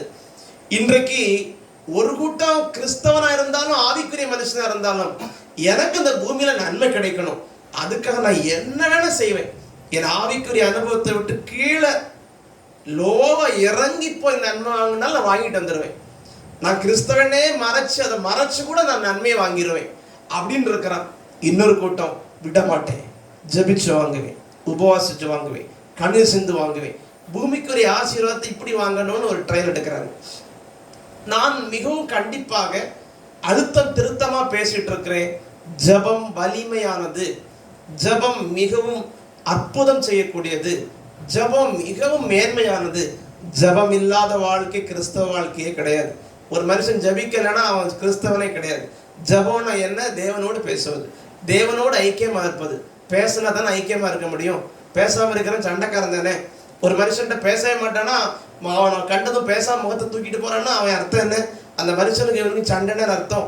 ஒரு மனுஷன்கிட்ட முகமுகமா பார்த்து பேசினா தானே ஐக்கியம், சந்தோஷம், உறவு வலுப்பெறும். இப்ப ஜெபம்னா படைத்தவரோடு பேசுதல், தனக்காக ரத்தம் சிந்தினவரோடு பேசுதல், தனக்காக உயிரை கொடுத்தவரோடு பேசுதல். அந்த உறவு பேசி மகிழ்ச்சியா இருந்தா தானே சண்டையிலன்னு அர்த்தம், உறவு வலுப்படும். அவரோடு பேச மாட்டேன், காலையில் எழும்ப முடியாது, அதிகாலை எழும்ப இருக்க முடியாது, எனக்கு அதிகாலை ஜெபம் பண்ண உடம்பு டயர்டா இருக்கு, நைட்டு ஜெபம் பண்ண டைம் கிடையாது, எனக்கு அப்போ டைமே இல்லை அப்படின்னா நீ சண்டைக்காரன். ஆண்டவர்கிட்ட அவனுக்கு பேசக்கூடிய டைம் இல்லை, ஆண்டவர்கிட்ட பேச அவனுக்கு உடம்பு ஆரோக்கியம் ஒத்துழைப்பு தரலைன்னா நீ கொஞ்சம் கொஞ்சமா அப்படி அவரோட சண்டை போட்டு உறவு உடைஞ்சு போயிடும். இப்போ ஜெபம் ரொம்ப முக்கியங்க. ஜெபம் சாதாரணமானது இல்லை. பேதுருவுக்காக ஜெபித்த ஜெபம் இரும்பு கதவே திறக்கலையா? அப்ப ஜெபம் சாதாரணப்பட்டதா? ஜெபம் ஒரு மேன்மையானது. ஆனா என்னுடைய பிரசங்கம் அதல்ல. ஜெபத்தால் பூமிக்குரிய ஆசீர்வாதங்களை வாங்குவதற்கு நேரத்தை வீணாக்க கூடாது. அதுதான் என்னுடைய முக்கியமான காரியம். வெறும் ஜெபத்தால பூமிக்குரிய நன்மை கிடைக்காது. யார் வேணா வந்து பேசுங்க, நான் தெளிவை சொல்ல விரும்புகிறேன். ஆண்டவரை அறியாத அஞ்ஞானிகளாக இருக்கும்போது, ஆண்டவரை அறியாமல் அவிசுவாசியா இருக்கும்போது, ஆண்டவரை அறியாமல் புறஜாதியா இருக்கும்போது, ஆண்டவரை அறிந்து ஏதோ கொஞ்சம் அறிவில் அப்பதான் இயேசுட்ட வந்திருக்கும் போது நீ சின்ன சின்னதா ஜபிச்சது கூட பெருசு பெருசா தருவ. நீ 5 ரூபா கேட்டா 500 ரூபா தந்திருப்ப. நீ ஒரு 5000 ரூபா கேட்டா 5 லட்சம் ரூபா தந்திருப்ப. அது வேற. அது இயேசு ருசி பார்ப்பதற்கு கர்த்தர் உனக்கு சில அற்புதங்களை செய்கிறார். ஆண்டவர் நல்லவர்னு புரிய வைப்பதற்கு, ஆண்டவர் வல்லமை உள்ளவர்னு புரிய வைப்பதற்கு, ஏசப்பாவுடைய வசனங்களை நீ கீழ்ப்படிந்து நடப்பதற்கு சில அற்புதங்களை செஞ்சிருப்பார். அதுக்காக ஓயாம உலகத்தில் நன்மை கூட்டி குவிப்பதற்கு, பூமிக்குரிய ஆசீர்வாதங்களை வாங்குவதற்கு உன் ஜெபத்தையெல்லாம் உன் நேரத்தையெல்லாம் செலவு செய்வாயானால் அதை நான் அங்கீகரிக்கவே மாட்டேன். என் ஆண்டவர் எனக்கு அனுமதி கொடுப்பாரால் சித்தமானா தேவன் விரும்புகிற ஜெபத்தை ஒரு நாள் நான் பேசுவேன். ஆண்டவர் ஜீவனை கூட்டி கொடுத்து அனுமதி தருவாரானால் நிச்சயம் பேசுவேன். தேவன் உள்ளத்துல இருக்கிற அந்த ஆசைப்படக்கூடிய ஜெபம் எது, எப்படி ஜெபிக்கணும், அந்த ஜெபம்னா எதுன்னா நான் சொல்லுவேன். ஆனா இப்ப நான் பேசுறது என்ன தெரியுமா? 2 வாரத்துக்கு முன்னாடி நான் பேசினேன், நன்மை கிடைப்பதற்கு 2 சாய்ஸ். இந்த ஜெபமா அர்ப்பணமா? ஜெபம் பண்ணணுமா ஒன்ன கொடுக்கணுமான்னு கேட்டேன். ஜெபம் 2வதுங்க, உன்னை கர்த்தருக்கு கொடுப்பதான் முக்கியம். ஆகவே ஜெபமா அர்ப்பணமான்னு கேட்டா அர்ப்பணம் தான் முக்கியம். பூமியில நன்மை கொண்டு வருவதற்கு படிச்ச வசனம் சொல்லி கர்த்தருக்கு வந்து ஒப்புவித்து நம்பிக்கையாரு காரியம் வாய்ச்சணும். முதல்ல கர்த்தருக்கு உன்னை ஒப்புக்கொடு, அர்ப்பணம் செய். அர்ப்பணம் செய்யாம கர்த்தர் ஆசீர்வதிக்கவே முடியாது. வெறும் ஜெபத்தால நன்மை வாங்க முடியாதுன்னு நான் சொல்றேன். கிறிஸ்தவர்களே, உங்களை பார்த்து தான் பேசுறேன். ஆவிக்குரிய மனிதர்களே, ஆலயத்துக்கு ஓடி ஓடி ஜெபிக்க வரங்களே, சபை கூட்டம் ஒண்ணு கூட விடாம எல்லா கூட்டத்திலும் கலந்து கொண்டு ஜெபம் பண்றவங்களை உங்களை பார்த்தா பேசுறேன். வெறும் ஜெபம் பூமிக்குரிய நன்மைகளை பெற்று தராது. மாறாக தேவன் உங்களை பார்த்து என்ன பேசுறார் தெரியுமா? அவருடைய ஆசை என்ன தெரியுமா? பூமிக்குரிய நன்மை வாங்குவதற்கு முதல் ஸ்டெப் அவருக்கு அர்ப்பணம் செய்யணும். உங்களை கர்த்தருக்கு கொடுக்கணும். முதல்ல உங்களை கர்த்தருக்கு கொடுக்கணும். போன வாரம் என்ன பேசினார்? ஜெபமா கீழ்ப்படிதலா? ஜெபம் பண்ணி நன்மை வாங்கணுமா, கீழ்ப்படிந்து நன்மை வாங்கணுமா? தெளிவா சொல்லிட்டார். உபாகம் 28 பூமியில் உள்ள ஆசீர்வாதம் வேணும்னா கீழ்ப்படி. மத்தேயு 7:21 பரலோகத்துல போகணும்னா, பரலோக ஆசீர்வாதம் வாங்கணும்னா தேவனுடைய வார்த்தை கீழ்ப்படி. மத்தேயு 7ஆம் அதிகாரத்துல தெளிவா சொல்லிட்டார். நீ பூமியில துன்பத்திலையும் பிரச்சனையில விழாம நிக்கணுமா, தேவனுக்கு கீழ்ப்படி. இப்ப கீழ்ப்படிஞ்சாதான் அந்த பூமியில ஆசீர்வாதம், கீழ்ப்படிஞ்சாதான் பூமியில உனக்கு நிக்க முடியும். காரியம் நடப்பதற்கு ஜெபம் அல்ல, முதல்ல அர்ப்பணம், 2 கீழ்ப்படிதல். இன்றைக்கு ஒரு புதிய தலைப்புல பேச போறேன். நன்மை பெற தேவை ஜெபமா சீர்படுதலா? நன்மைகள் வாங்குவதற்கு தேவை ஜெபமா சீர்படுதலா? என் பிரசங்கம் கேட்டு யாராவது இவர் ஜெபத்தை மட்டுப்படுத்தி பேசுறாரு, ஜெபத்தை முக்கியப்படுத்தல, ஜெபத்தை குறைச்சு பேசுற அப்படின்னு நினைச்சிடக்கூடாது. என் பிரசங்கத்துடைய நோக்கத்தை புரிந்து கொள்ள வேண்டும். ஜெபம் முக்கியம், தனி ஜெபம் முக்கியம், குடும்ப ஜெபம் முக்கியம், ஐக்கியமா சபை கூடி ஜெபிக்கணும், இதெல்லாம் முக்கியம் தான். ஆனா வெறும் ஜெபம் அல்ல முக்கியம். தேவனுக்கு மிக முக்கியமானது முதல்ல உங்களை கர்த்தருக்கு கொடுக்கிற அர்ப்பணம். 2, அவர் என்ன சொன்னாலும் கீழ்ப்படியக்கூடிய கீழ்ப்படிதல். 3, சீர்படுதல். சீர்படுதல் அர்த்தம் என்ன தெரியுமா? ஆண்டவருக்கு பிடிக்காத சில காரியம், நீ கிறிஸ்தவனா இருந்தாலும் ஆண்டவருக்கு பிடிக்காத சில காரியம், நீ ஆவிக்குரிய மனுஷியா இருந்தாலும் உன்கிட்ட இருக்கு. நீ ரட்சிக்கப்பட்டிருக்கிறாய், மூழ்கி ஞானஸ்நானம் பெற்றிருக்கிறாய், அந்நிய பாஷையிலே ஆவில் நிறைந்த அந்நிய பாஷை பேசுகிறாய், ஆண்டவருக்கு நிறைய ஊழியம் பண்ற. ஆனா நம்முடைய கன்னியாகுமரி பாஷையில பேச கையிருப்பு சரியில்லை. நீ ஊழியத்தை செய்யற, அது பண்ற, இது பண்ற, பயங்கரமா சொல்ற. ஆனா உன் கையிருப்பு சரியில்லை, உன் குணங்கள் சரியில்லை, உன் சுபாவங்கள் சரியில்லை, உன்னுடைய நடத்தை சரியில்லை. ஆண்டவர் சொல்லுகிறார், நீ பூமியில நன்மை வாங்கணும்னா நீ ஜெபம் பண்றதெல்லாம் முக்கியம். சீர்படு, சீர்திருந்து நீ செல்ல வேண்டிய விட வேண்டி இருக்கு, விடணும். பவுல் சொன்ன மாதிரி, குழந்தை இருந்தது போல குழந்தையை போல யோசித்தேன், குழந்தையை போல சிந்தித்தேன், குழந்தையை போல நான் என்ன செஞ்சேன், அப்படி இப்படி எல்லாம் வாழ்ந்தேன். ஆனா புருஷனான போதோ குழந்தைக்கு ஏற்றவைகளை ஒழித்து விட்டேன். அப்போ நீ ஆண்டவர் அறியும் முன்பு நீ எப்படி வேணா பேசியிருப்ப, எப்படி வேணா பார்த்திருப்ப, எப்படி வேணா வாழ்ந்திருப்ப, எங்க வேணா போயிருப்ப. உன்னை யாரும் கட்டுப்படுத்த முடியாது. நீ கட்டுக்கடங்காத ஒரு ஜல்லிக்கட்டு காலம் மாதிரி சுதந்திரமா ஓடி இருப்ப. ஆனா இப்போ உடைய கடிவாளம் போட்டு கர்த்தர் கடிவாளம் போட்டிருக்கிறார். ஆண்டவர் கட்டுப்படுத்தி வைத்திருக்கிறார். தேவன் உன்னை கட்டுப்படுத்தி வைத்திருக்கிறார். இப்படித்தான் நீ வாழணும் அப்படின்னு கர்த்தர் சொல்றார். அதைக்கு தவறாக நீ இருப்பாயானால் நீ நிச்சயம் சீர்திருந்தித்தான் ஆகணும், சீர்பட்டுத்தான் ஆகணும். வசனம் அப்படித்தான் சொல்லுது. ஆகவே நான் பேசுகிறேன், உலக நன்மைகளுக்காக வெறும் ஜெபம் வேண்டாம். உலக நன்மைகளுக்காக வெறும் ஜெபத்தை மட்டும் பண்ணி போராடாதே. ஆனா ஒரு உள்ளத்தில் இருக்கிற வேதனைகளை, ஒரு உள்ளத்தில் இருக்கிற பாரங்களை, யாராவது கிண்டல் பண்றாங்க, யாராவது பரிகாசம் பண்றாங்க, யாராவது ஒன்று துக்கப்படுத்துறாங்க, இயேசுகிட்ட போய் மணிக்கணக்கா சொல்லி அழு. அதுக்கு இப்ப ஜெபம் அல்ல, ஷேர் பண்றது. உன் பிரச்சனை எல்லாம் கர்த்தர்கிட்ட பகிர்ந்து கொள்ளுதல், ஸ்தோத்திரத்தோடு உன் பிரச்சனையை தெரியப்படுத்துதல். ஜெபத்துக்கும் ஷேர் பண்றது நிறைய வித்தியாசம். பிரேயர் வேற, ஷேரிங் வேற. பிரேயர் என்பது கேட்பது, விண்ணப்பம். ஷேர் பண்ற என் உள்ளத்தில் இருக்கிற சங்கடங்களை, வேதனைகளை, துக்கங்களை நான் பகிர்ந்து கொள்வது. இப்ப தேவ சமூக உலக பிரச்சனைகளுக்கு, உலக நன்மைகளை கேட்டு ஓயாம போராடி ஜெபம் பண்றது தடுத்து நான் சொல்றேன், அது பண்ணாதான் சொல்றேன். நீ தெரியப்படுத்தினா போதும், உன் பிரச்சனை சொன்னா போதும். இன்னும் விளக்கமா நேரம் தந்தாரா இன்னொரு நாள் பேசுவேன். ஆனா உன் பிரச்சனை நீ தாராளம் பகிர்ந்து கொள். அதுக்கு தானே நம்ம ஆண்டவர் இருக்கிறார். எவ்வளவு மணி நேரம் உன் பிரச்சனை சொல்லி, யாரும் திட்டினாங்க, மோசமா சொன்னாங்க, உன்னை அழ வச்சாங்களா, உட்கார்ந்து அழ ஏசப்பட்ட, அது பிரச்சனை, அது வேற. ஆனால் தேவ சமூகத்தை போராடாத, கஷ்டப்பட்டு இடைவிடாமல் ஜெபம், சோர்ந்து போகாம ஜெபம், போராடி ஜெபம், இதெல்லாம் வெறும் பூமிக்குரிய அழிந்து போகிற பொருட்களுக்காக நேரம் செலவு பண்ணாது.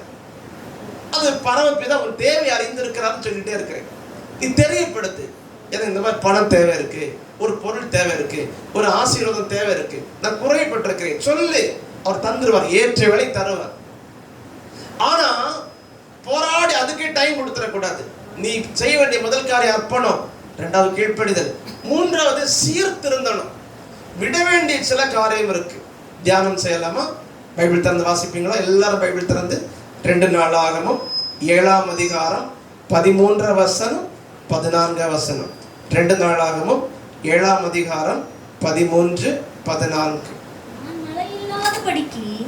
மழை இல்லாதபடி வானத்தை அடைத்து அல்லது தேசத்தை அழிக்க வெட்டுக்கிளிகளுக்கு கட்டளையிட்டு அல்லது என் ஜனத்திற்குள் கொள்ளை நோயை அனுப்பும் போது என் நாமம் தரிக்கப்பட்ட என் ஜனங்கள் தங்களை தாழ்த்தி ஜெபம் பண்ணி என் முகத்தை தேடி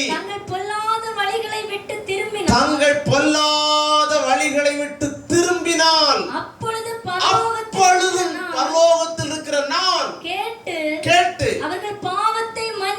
அவங்க ஜெபத்தை கேட்டு பாவங்களை மன்னித்து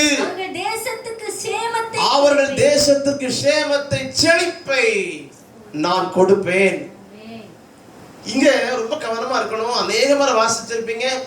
கொஞ்ச நாளா வாட்ஸ்அப்ல வைரலா ஓடிட்டு இருக்கிற ஒரு வசனங்கள் இது. ஆனா அதை உற்று தியானிக்கணுமா? அப்ப அதுக்காக தான் எனக்கு கொஞ்சம் எடுக்க பேச விரும்புறேன்.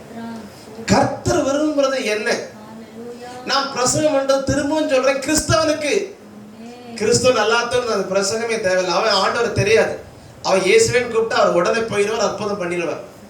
பூமிக்குரிய நன்மை கிடைக்கலன்னு ஆண்டவரை குறை சொல்ற கிறிஸ்தவனுக்கு, பெந்தேகோஸ்தே அமைப்பை சார்ந்தவர்களுக்கு, ஆவிக்குரிய மனிதர்களுக்கு நான் ஜெபம் பண்ணிட்டு இருக்கிறேன், பல வருஷமா ஜெபம் பண்றேன், ஒன்னும் இயேசு தரல அப்படின்னு சொன்னா நீ கேளு. நீ ஒன்னு அர்ப்பணிச்சிருக்கியா? இயேசுவை சொல்ற வசனங்களுக்கு நீ கீழ்ப்படிஞ்சிருக்கியா? உன் குணம் சுபாவம் சரியில்லைன்னு 1000 முறை கர்த்தர் சொல்லியாச்சு. நீ விட வேண்டிய காரியத்தை கர்த்தர் லிஸ்ட் போட்டு தந்தாச்சு. நீ இதையெல்லாம் விட்டுட்டு எதையெல்லாம் செய்யணும்னு சொல்லியாச்சு. நீ சீர்திருந்திருக்கியா? சீர்பட்டிருக்கியா? சீர்பட எப்படியப்பா நீ ஜெபம் பண்ண கேட்கணும்னு நீ எதிர்பார்க்கிற? ஒரு மனிதன் தேவனுடைய பிள்ளை, இங்க பாருங்க, என் நாமம் தரிக்கப்பட்டவர்கள், இயேசுவின் நாமம் தரிக்கப்பட்ட தேவனுடைய பிள்ளைகள் தப்பு செஞ்சாங்கன்னா ஆண்டவர் அவர்களுக்கு மூணு வழிய மெசேஜ் கொடுக்கிறாராம். வசனம் சொல்லுது, நீ தப்பு செஞ்சிருக்கிற, நீ மனம் திரும்ப வேண்டியிருக்கு, உன் குடும்பம் கர்த்தருக்குள்ள வரணும் அப்படின்னு புரிய வைக்க 3 விதத்துல ட்ரை பண்றார். நம்பர் 1, வறட்சி, மழை கிடையாது, மழையின் வரத்து நின்று போகும். அப்படின்னா ஒரு வீட்டில் உள்ளவங்க தப்பு செஞ்சாங்கன்னா, ஒரு குடும்பம் தப்பு செஞ்சுனா, ஒரு சர்ச்சு தப்பு செஞ்சுனா, ஒரு தேசம் தப்பு முதல்ல வறட்சி, மழை வராது, வறட்சி, வருமானம் நின்று போயிடும், வேலை ஸ்டாப் ஆயிரும், தொழில் ஸ்டாப் ஆயிரும், வியாபாரம் ஓடாது. உனக்கு எங்கிருந்து நன்மை வந்துட்டு இருந்தோ அந்த மழை ஸ்டாப் ஆகி வறட்சி வரும். உன் கையில பணம் இல்லாம வறட்சியான உடனே ஏதோ நீ சீர்பட வேண்டி இருக்குன்னு நீ கேட்டு இயேசுட்ட கேட்டு சீர்படணும். நீ அப்படி சீர்படாட்ட கர்த்தர் 2வது ஒரு மெசேஜ் அனுப்புறார். அந்த மெசேஜ் வெட்டுக்கிளி. இப்போ ஓடிட்டு இருக்கு செய்தி நியூஸ்ல இல்லையா? வெளிநாடு, எகிப்து, ஈரான், சோமாலியா, எத்தியோப்பியா அப்படிலாம் ரெடி பண்ணிட்டு இப்போ வந்து இந்தியா, பாகிஸ்தான் அழிச்சிட்டு இருக்கு. வெட்டுக்கிளியோட வேலை என்ன? சாப்பாடை ஸ்டாப் பண்ணிடும். முதல்ல வறட்சி, பணத்தை, வருமானத்தை ஸ்டாப் பண்ணும், நன்மைகளை ஸ்டாப் பண்ணும். 2வது மெசேஜ் என்ன? வெட்டுக்கிளினா வறட்சி, எங்க சாப்பாடு. இவ்வளவு ஊரடங்கு உத்தரவு போட்டு இவ்வளவு பிரச்சனை பண்ணி நமக்குள்ள ஏன் உணர்வு வரல? 3 வேளை சாப்பிட்டு இருக்கிறோம், வேலை உண்டோ இல்லையோ, சாப்பாடு குறைவு இல்லையா? 1105 சங்கீதத்துல 14 கர்த்தர் சொன்ன, அவர் தேசத்திலே பஞ்சத்தை வருவித்து ஆகாரம் என்னும் ஆதரவு கோலை நான் முறிப்பேன். சாப்பாடை ஸ்டாப் பண்ணிடுவேன். இப்ப நமக்கு ஏன் உணர்வு இல்லை? இவ்வளவு கஷ்டப்படுத்தியும் வீட்டில் உட்கார வச்சு ஏன் உணர்வு இல்லை? சாப்பாடு நடந்துட்டு இருக்கு. இறைச்சிக்கு இறைச்சி, மீனுக்கு மீன், கிழங்குக்கு கிழங்கு, எல்லா கூட்டுக்கறி எல்லாம் நிறைய இருக்கு. அப்ப எப்படி உணர்வு அடைவதற்கு? முதல்ல நீ சீர்பட வேணும்னா கர்த்தர் வீட்டுல வறட்சியா இருப்புவார், தேசத்துல வறட்சியா இருப்புவார். ஒரு சர்ச்சு தப்பு சபைக்குள்ள கர்த்தரே வரமாட்டார், வறண்டுரும். சபைக்குள்ள தேவ கிரியை இருக்காது, சபைக்குள்ள தேவ மகிமை இருக்காது, சபைக்குள்ள பரிசுத்த ஆவியானுடைய கிரியை இருக்காது. சபை வறட்சி அடையும், ஒரு குடும்பம் வறட்சி அடையும். 2, அந்த சர்ச்சுக்குள்ள, வீட்டுக்குள்ள, குடும்பத்துக்குள்ள கர்த்தர் சாப்பாடை கட் பண்ணுவார், சாப்பாடு கிடைக்காது, பட்டினி போட்டுருவார். அதிலும் மனம் திரும்பாட்டான். 3வது மெசேஜ் அனுப்புற வழிதான் கொள்ளை நோய். ஓடிட்டு இருக்கிறோம்ல, பயந்து ஓடுறோம் இல்லையா? அவர்கிட்ட இருக்குமா, இவள்கிட்ட இருக்குமா, கை கொடுக்காம செகண்ட்லாம் மறந்துட்டோம். நேரம் முதல்ல நம்மளுடைய பழக்கமே யாரை கண்டாலும் கை குலுக்கும், ஓடி போய் பிரதர் நல்லா இருக்கீங்களா, இன்னைக்கு பயந்து ஓடுறோம், கை தந்துருவான்னு ஒரு பயம். நமக்கு என்ன பயம்? கையில கிளவுஸ் வேற போட்டிருக்கோம், அறியாம தந்தா கூட கையில ஒட்டிட கூடாது. முகத்துக்கு கவசம், கைக்கு கவசம். என்ன நீ கவசம் போட்டாலும் கர்த்தர் அனுப்புற கொள்ளை நோயின்னா உன்னை பிடிக்கும். சகோதரனே, பிடிக்காம இருக்கணும்னா நீ சீர்திருந்தணும். இது மெசேஜ். நீ மனம் திரும்புவது கர்த்தர் கொடுக்கிற மெசேஜ். உன் வீட்டுக்குள்ள வரக்கூடிய வறட்சி, வருமான பற்றாக்குறை, கர்த்தர் நீ சீர்திருந்த சீர்பட மனம் திரும்ப கொடுக்கிற மெசேஜ். உனக்கு ஆகாரத்துல குறைவை தந்து பட்டினி போடுறாருன்னா ஆண்டவர் நீ மனம் திரும்ப தருகிற மெசேஜ், செய்தி, அடையாளம். மூணாவது கொள்ளை நோய். எதிர்பாராத நோய்கள் வரும், கொடிய நோய்கள் வரும். அப்பாது நீ மனம் திரும்பணும்னு கர்த்தர் விரும்புகிறார். கிறிஸ்தவனே, தேவனின் நாம் தரிக்கப்பட்டவனே, ஏசப்போட ஆசை என்ன பார்த்தியா நீ? ஒரு வறட்சி வந்தாலும் கர்த்தரை தேட மாட்டானா? உணவு பற்றாக்குறை வந்தாலும் ஆண்டவரை தேட மாட்டானா? அவனுக்கு கொள்ளை நோயை கண்டு பயந்தாலும் என்ன தேட மாட்டானா? தன்னை தாழ்த்த மாட்டானா? என் நாமம் தரிக்கப்பட்ட பிள்ளைகள் தன்னை தாழ்த்த மாட்டார்களா? மனம் திரும்பி என் பக்கம் திரும்ப மாட்டார்களான்னு ஏக்கத்தோடு இருக்கிறார். திரும்பினா உடனே கர்த்தர் தேசத்துக்கு சேமம் கொடுப்பார், குடும்பத்தை சேமத்தால் நிரப்புவார், செழிப்பை கொடுப்பார், சபையை செழிப்பாக்குவார். அமெரிக்காவில் உள்ள மக்கள்கிட்ட ஒரு ஒரு சர்வே எடுத்தாங்க. சர்வே எடுத்த போது 80% மக்கள் சொன்னாங்க, இந்த கொரோனா கொள்ளை நோய் அமெரிக்க மக்கள் மனம் திரும்புவதற்கு கொடுத்த கர்த்தர் கொடுத்த மெசேஜ், இயேசு அனுப்புற மெசேஜ். இது மனம் திரும்ப அமெரிக்காவே அப்படின்னு கொடுத்த மெசேஜ் சொன்னாங்க. இந்தியாவின் நிலை என்ன? தமிழ்நாட்டு நிலை என்ன? கிறிஸ்தவர்கள் நிறைந்திருக்கிற பல திருச்சபை நிறைந்திருக்கிற கன்னியாகுமரி மாவட்டத்தின் நிலை என்ன? உங்களுக்கு இப்படி தோணுதா? இந்த வறட்சியும் உணவு பற்றாக்குறையும் கொள்ளை நோயும் நாங்கள் எங்கும் மனம் திரும்ப வேண்டி இருக்கிறது என்று தேவன் அனுப்புற மெசேஜ் புரிஞ்சுக்கிறியா நீ?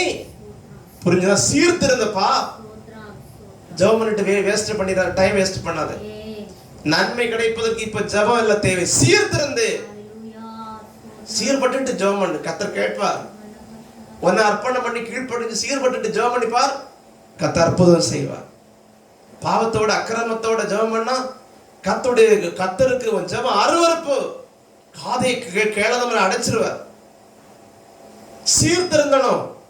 அப்படிதான் பைபிள் சொல்லுது. எரேமியா 26:13, உங்கள் வழிகளையும் உங்கள் கிரியைகளையும் சீர்படுத்தி உங்கள் தேவனாய கர்த்தருடைய சத்தத்தை கேளுங்கள். கர்த்தர் உங்களுக்கு விரோதமாய் சொன்ன தீங்குக்கு மனஸ்தாபப்படுவார். எதெல்லாம் தீமை வரும், வறட்சி வரும், சாப்பாடு குறை, பஞ்சம் வரும், வெட்டுக்கிளிகள் வந்து பஞ்சத்தை உண்டாக்கிறோம், கொள்ளை நோய் வரும்னு நான் சொன்னேனோ அது ஒண்ணு வராம காப்பாத்தணுமான்னு நீ உன் வழிகளையும் உன் கிரியைகளையும் சீர்படுத்து. மனம் திரும்பி வா. சீர்படுத்தினா சரியாக்கி வா. அதே எரேமியா 7:3 சொல்றார், இஸ்ரவேலின் தேவனாகிய சேனையின் கர்த்தர் சொல்றார், உங்கள் வழிகளையும் உங்கள் கிரியைகளையும் சீர்படுத்துங்கள், அப்படி உங்களை இந்த ஸ்தலத்திலே குடியிருக்க பண்ணுவேன். உன்னை ஓட விடாம அலைய பண்ணாம நிம்மதியா வாழ வைக்கணும்னா ஒரே வழிதான் இருக்கு. உன் வழிகளையும் கிரியைகளையும் சீர்படுத்து. நீ பேசுறதெல்லாம் சரியில்லை, நீ பார்க்கறதெல்லாம் தப்பு இருக்கு, நீ யோசிக்கிற நிறைய காரியம் தப்பு இருக்கு, நீ பிளான் பண்ணி நிறைய திட்டம் போடுற தப்புகள் இருக்கு, நீ பழகுற மக்களுடைய ஐக்கியத்துல தப்புகள் இருக்கு, நீ செய்யக்கூடிய எல்லா காரியம் சரியானது அல்ல. பரலோகம் பார்த்துட்டு சொல்லு, நீ மனம் திரும்புன்னு கர்த்தர் சொல்ற. இன்று சீர்படு என்று கர்த்தர் சொல்லுகிறார். சீர்பட்டு ஜெபிச்சுப்பார், அற்புதம் செய்வார். சீர்படாம ஜெபிக்கிறேன்னு சொன்ன உடனே கர்த்தர் ஏமாந்துருவாரா? பதில் தந்துருவாரா? தரமாட்டார். பூமியில ஆசீர்வாதம் வாங்கணும்னாலும் கர்த்தர் என்ன சொல்றாரு? நீதிமொழி 12:14, அவனவன் தன் வாயின் பலனால் திருப்தி அடைவான், அவனவன் கை கிரியின் பலனுக்கு தக்கதாக அவனுக்கு கிடைக்கும்.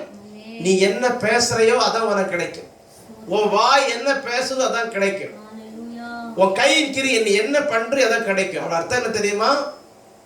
நீ எதை விதைக்கிறாயோ அது உனக்கு அறுப்பாய். எந்த மரத்தின் விதையை நீ விதைத்தாயோ அந்த மரம் தான் விருட்சமாய் நிற்கும். தென்னை மரத்தின் விதையை போட்டா தென்னை மரம் வரும். நீ ஆயினி மரத்தின் விதையை போட்டா ஆயினி மரம் வரும். ஒரு பலா மரத்தின் விதையை போட்டா பலா மரம் வரும். நீ எதை விதைக்கிறாயோ அந்த விதை விருட்சமாகும். உன் வாயின் வார்த்தையை கவனமா பேசுன்னு கர்த்தர் சொல்றார். உன் வாழ்க்கையை சீர்படுன்னு கர்த்தர் சொல்றார். இல்லாட்டி நீ எதையெல்லாம் பேசுறியோ எதையெல்லாம் செய்யறியோ அது உனக்கு திருப்பி வரும். அதுதான் தேவனுடைய நீதி. பூமியில ஆசீர்வாதத்திற்கு காரணம் உன் வாயின் பலனும் உன் கையின் கிரி. எச்சரிக்கையா சீர்படு. பரலோகத்து நன்மை வேணுமா?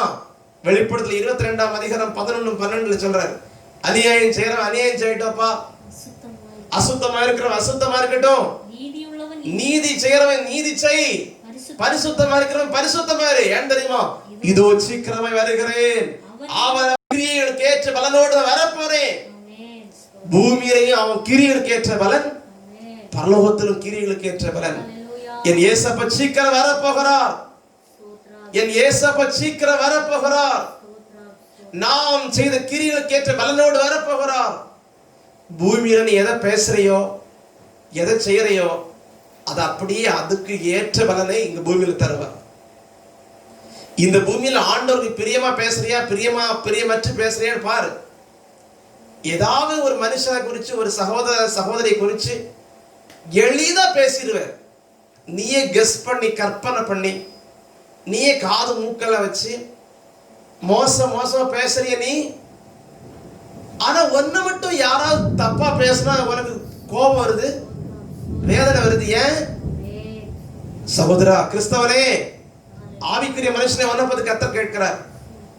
நீ மற்றவர்களை வாய் திறந்து வாய்க்கிலேயே பேசுற, நடந்ததையும் பேசுற நடக்காததையும் பேசுற, நீயே கெஸ் பண்ணி பேசுற, உன் மனசுல தோன்ற மாதிரி அவங்களை வேதனைப்படுத்தும்படி நீ பேசுகிறாய்.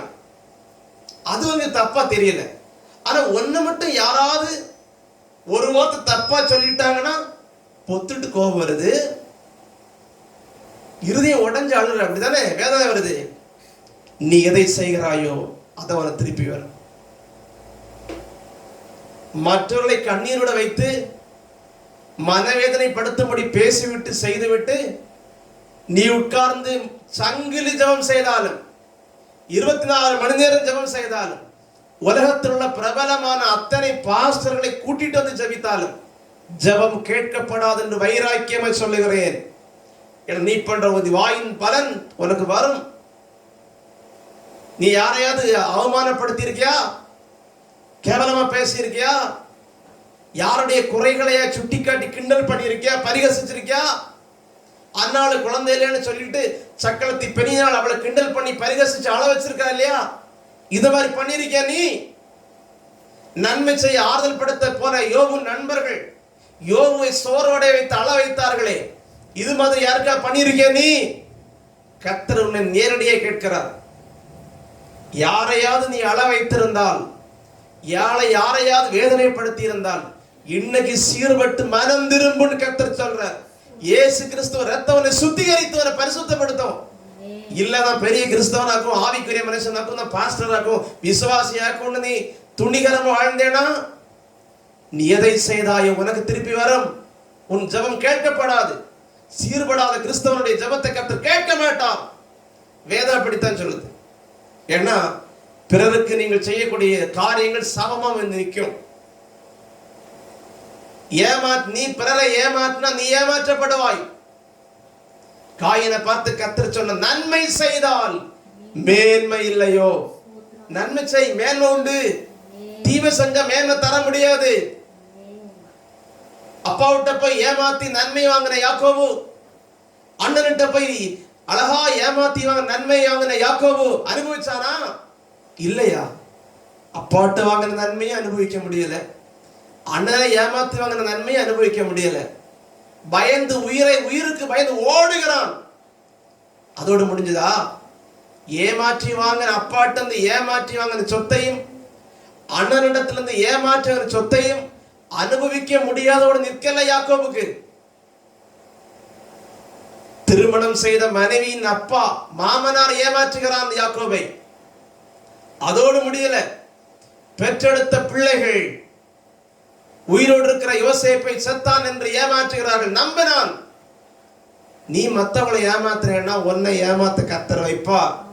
நீ எவ்வளவு பெரிய கிறிஸ்தவனா இருந்தாலும் சரி, உனக்குள்ள எவ்வளவு கிருபை இருந்தாலும் சரி, நீ எவ்வளவு பெரிய பாஸ்டரா இருந்தாலும் சரி, உன்னுடைய சீர்படாம சரியா மனம் திரும்பாம உன் குணத்துல தெரிந்தே மற்றவர்களை ஏமாற்றினால், கொள்ளையிட்டால், அபகரித்தால், திருப்பி வர அனுமதிப்பார். கர்த்தர் சொல்ற மனம் திரும்பு. ஆபகுக்கு 2:8 வாசிங்க. நீ அநேகம் ஜாதிகளை கொள்ளையிட்டபடியினால் நானும் உன்னை கொள்ளையிட ஒப்பு கொடுத்துருவேன். நீ நிறைய கொள்ளையிடுற இல்லையா, நானும் உன்னை கொள்ளையிட ஒப்பு கொடுப்பேன். நீ ஏமாற்றினா நானும் உன்னை ஏமாற்ற வைப்பேன். நீ பிறரை எளிதாக தவறாக பேசி அள வைத்தா நானும் உன்னை அள வைப்பேன். நீ யாரை கண்டாலும் அலட்சியமா அற்பமா கிண்டல் பண்ணி பரிகசிச்சு அவனை குறிச்சு அவளை குறிச்சு ஒரு கரிசனம் இல்லாம நான் ஏதாவது சொன்னா அவங்களுக்கு கண்ணீர் வரும், வேதனை வரும், துக்கம் வரும், அவங்களுக்கு பாதிப்பை ஏற்படுத்தணும் யோசிக்காம அவன் தானே அவதானே மதிப்பு இல்லாம அற்பமா நீ பேசினேன்னா உனக்கு அதுதான் வரும். இன்றைக்கு மனம் திரும்ப கர்த்தர் சொல்லுகிறார்.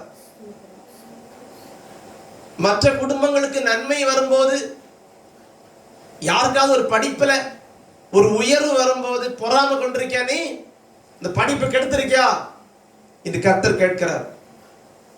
ஒரு பிள்ளை நல்லா படிக்கும், நல்லா படிக்கிற பிள்ளையுடைய புக்கு எக்ஸாம் டைம் எடுத்து ஒழித்து வைக்கிறது பொறாமை கொண்டு. நல்ல படிக்கிற பிள்ளைக்கு ஹால் டிக்கெட் எக்ஸாம் எடுத்து ஒழித்து வைக்கிறது. நல்ல படிக்கக்கூடிய குழந்தை மார்க் எடுத்துடக்கூடாதுன்னு பொறாமை கொண்டு பேனாவை திருடுறது. பரலோகம் பார்க்குது. இது மாதிரி படிப்புல இன்னொருத்தருக்கு வேலை கிடைக்கும் போது இந்த வேலை எப்படியா கெடுப்பதற்கு.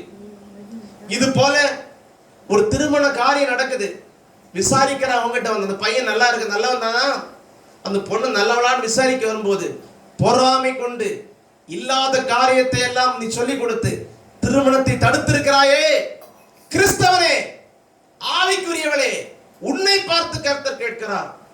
படிப்புக்கோ வேலைக்கோ தொழிலுக்கோ திருமண காரியங்களுக்கோ பிறருக்கு ஏதாவது நன்மை வரும்போது பொறாமை கொண்டு எரிச்சல் பட்டு தீமை செய்திருக்கிறாயா? நீ செய்து கொண்டு ஜெபமா பண்ணுகிறாய், போராடிய ஜெபிக்கிறாய், மணிக்கணக்காக உபவாசித்தால் ஜெபம் கேட்டு விடுமா? நீ செய்த தவறை இன்று சீர்திருந்த கர்த்தர் சொல்லுகிறார். சீர்பட்ட பிறகு உன் ஜெபம் தான் கேட்கப்படும். நீ சீர்படு என்று கர்த்தர் சொல்லுகிறார். அநேக புருஷனுடைய மனைவிக்குள்ள சண்டையை மூட்டி விடுறது, புருஷன் போய் மனைவி மூட்டி விடுறது, மனைவிட்ட போய் புருஷனை மூட்டி விடுறது, குடும்பத்தை பிரிவினைகளை ஏற்படுத்தி இருக்க நீ இன்று மனம் திரும்ப என்று கர்த்தர் சொல்லுகிறார். வேதவசனங்கள் அப்படித்தான் தெளிவாக சொல்லுகிறது. உன் குடும்பத்தை ஒழுங்காய் கவனி, உன்னை பெற்றெடுத்த அம்மா அப்பாவை ஒழுங்கா கவனி, உன் மனைவியுடைய உன் புருஷனுடைய அம்மா அப்பாவை ஒழுங்கா கவனி. உன்னுடைய அம்மா அப்பா மட்டும் இல்லை, உன் புருஷனுடைய உன் மனைவி அம்மா அப்பாவை கவனி. தேவைப்படும் போது நீ ஒழுங்காக பெருசா கவனிக்க வேண்டாம். 3 வேளை ஆகாரம் கொடுத்து பலவீனங்களை தாங்குவாயானால் உன்னுடைய முதிர் வயது வரும்போது முதியோர்லத்துக்கு போக வேண்டிய வராது. நீ சீர்பட மாட்டாய், ஜபித்து நன்மை வாங்கலாம் என்று கணக்கு போடுகிறாய். பரலோகம் சொல்லுது, கணக்கு தப்பு கணக்கு. எதை விதைக்கிறாயோ அந்த விதை விருட்சமாகும் என்று கர்த்தர் சொல்லுகிறார். தேவனுக்கு உண்மையாய் பயந்து ஆராதிக்கிற தேவ பிள்ளைகளை, கிறிஸ்தவர்களை பார்த்து ஒரு கிண்டல். நீ ஆவிக்குரிய மனுஷன் தான், நீ கிறிஸ்தவன் தான், ஆனா உண்மையா விசுவாசித்த ஆலயத்தை நோக்கி ஓடி வந்து ஜபிச்சு பைபிள் படிச்சு அமைதியா போறவனை பார்த்து ஒரு கிண்டல், பரிகாசம். உண்மையாய் தேவனுக்கு ஊழியம் செய்யக்கூடிய ஊழியர்களை நீ அவமானப்படுத்தி பரிகாசம் பண்ணி, உண்மையாய் ஊழியத்தை செய்யக்கூடிய ஊழியர்களை அங்கீகரிக்காம, உண்மையாய் தேவனுக்கு ஊழியம் செய்கிற மக்களை வேதனைப்படுத்துறது உண்மையானால் நீ 8 மணி நேரம் அல்ல 12 மணி நேரம் கண்டினியூ ஜபித்தாலும், உலகத்தில் உள்ள பிரசித்தி பெற்ற எத்தனை ஊழியர்களை வீட்டில் கூப்பிட்டு ஜபித்தாலும் உன்னுடைய ஜபம் கேட்கப்படாது, பூமிக்குரிய ஆசீர்வாதம் வராது. ஏன்னா உண்மை கிறிஸ்தவனை தேவையெல்லாம் ஆள வச்சிருக்கிற, உண்மை ஆண்டவருக்கு உண்மையை பணிவிடை செய்யக்கூடிய, கர்த்தருக்கு பணிவிடை செய்யக்கூடிய, கர்த்தருக்கு பயந்து ஊழியத்தை செய்யக்கூடிய உண்மை ஊழியக்காரன் நீ வேதனைப்படுத்தி கண்ணீரோட வச்சிருக்கிற. நீ மனம் திரும்பாம ஜபம் கேட்கப்படுமா சகோதரா? மனம் திரும்பாம உன்னுடைய ஜபம் கேட்கப்படுமா சகோதரி? உங்க சோர்ந்து போயிருப்பாங்க, உன்னுடைய வார்த்தையால் சோர்ந்து போயிருப்பாங்க, உன்னுடைய நடத்தையால் சோர்ந்து போயிருப்பாங்க, ஊழியத்தை விட்டுறலாம் வரைக்கும் நினைச்சிருப்பாங்க.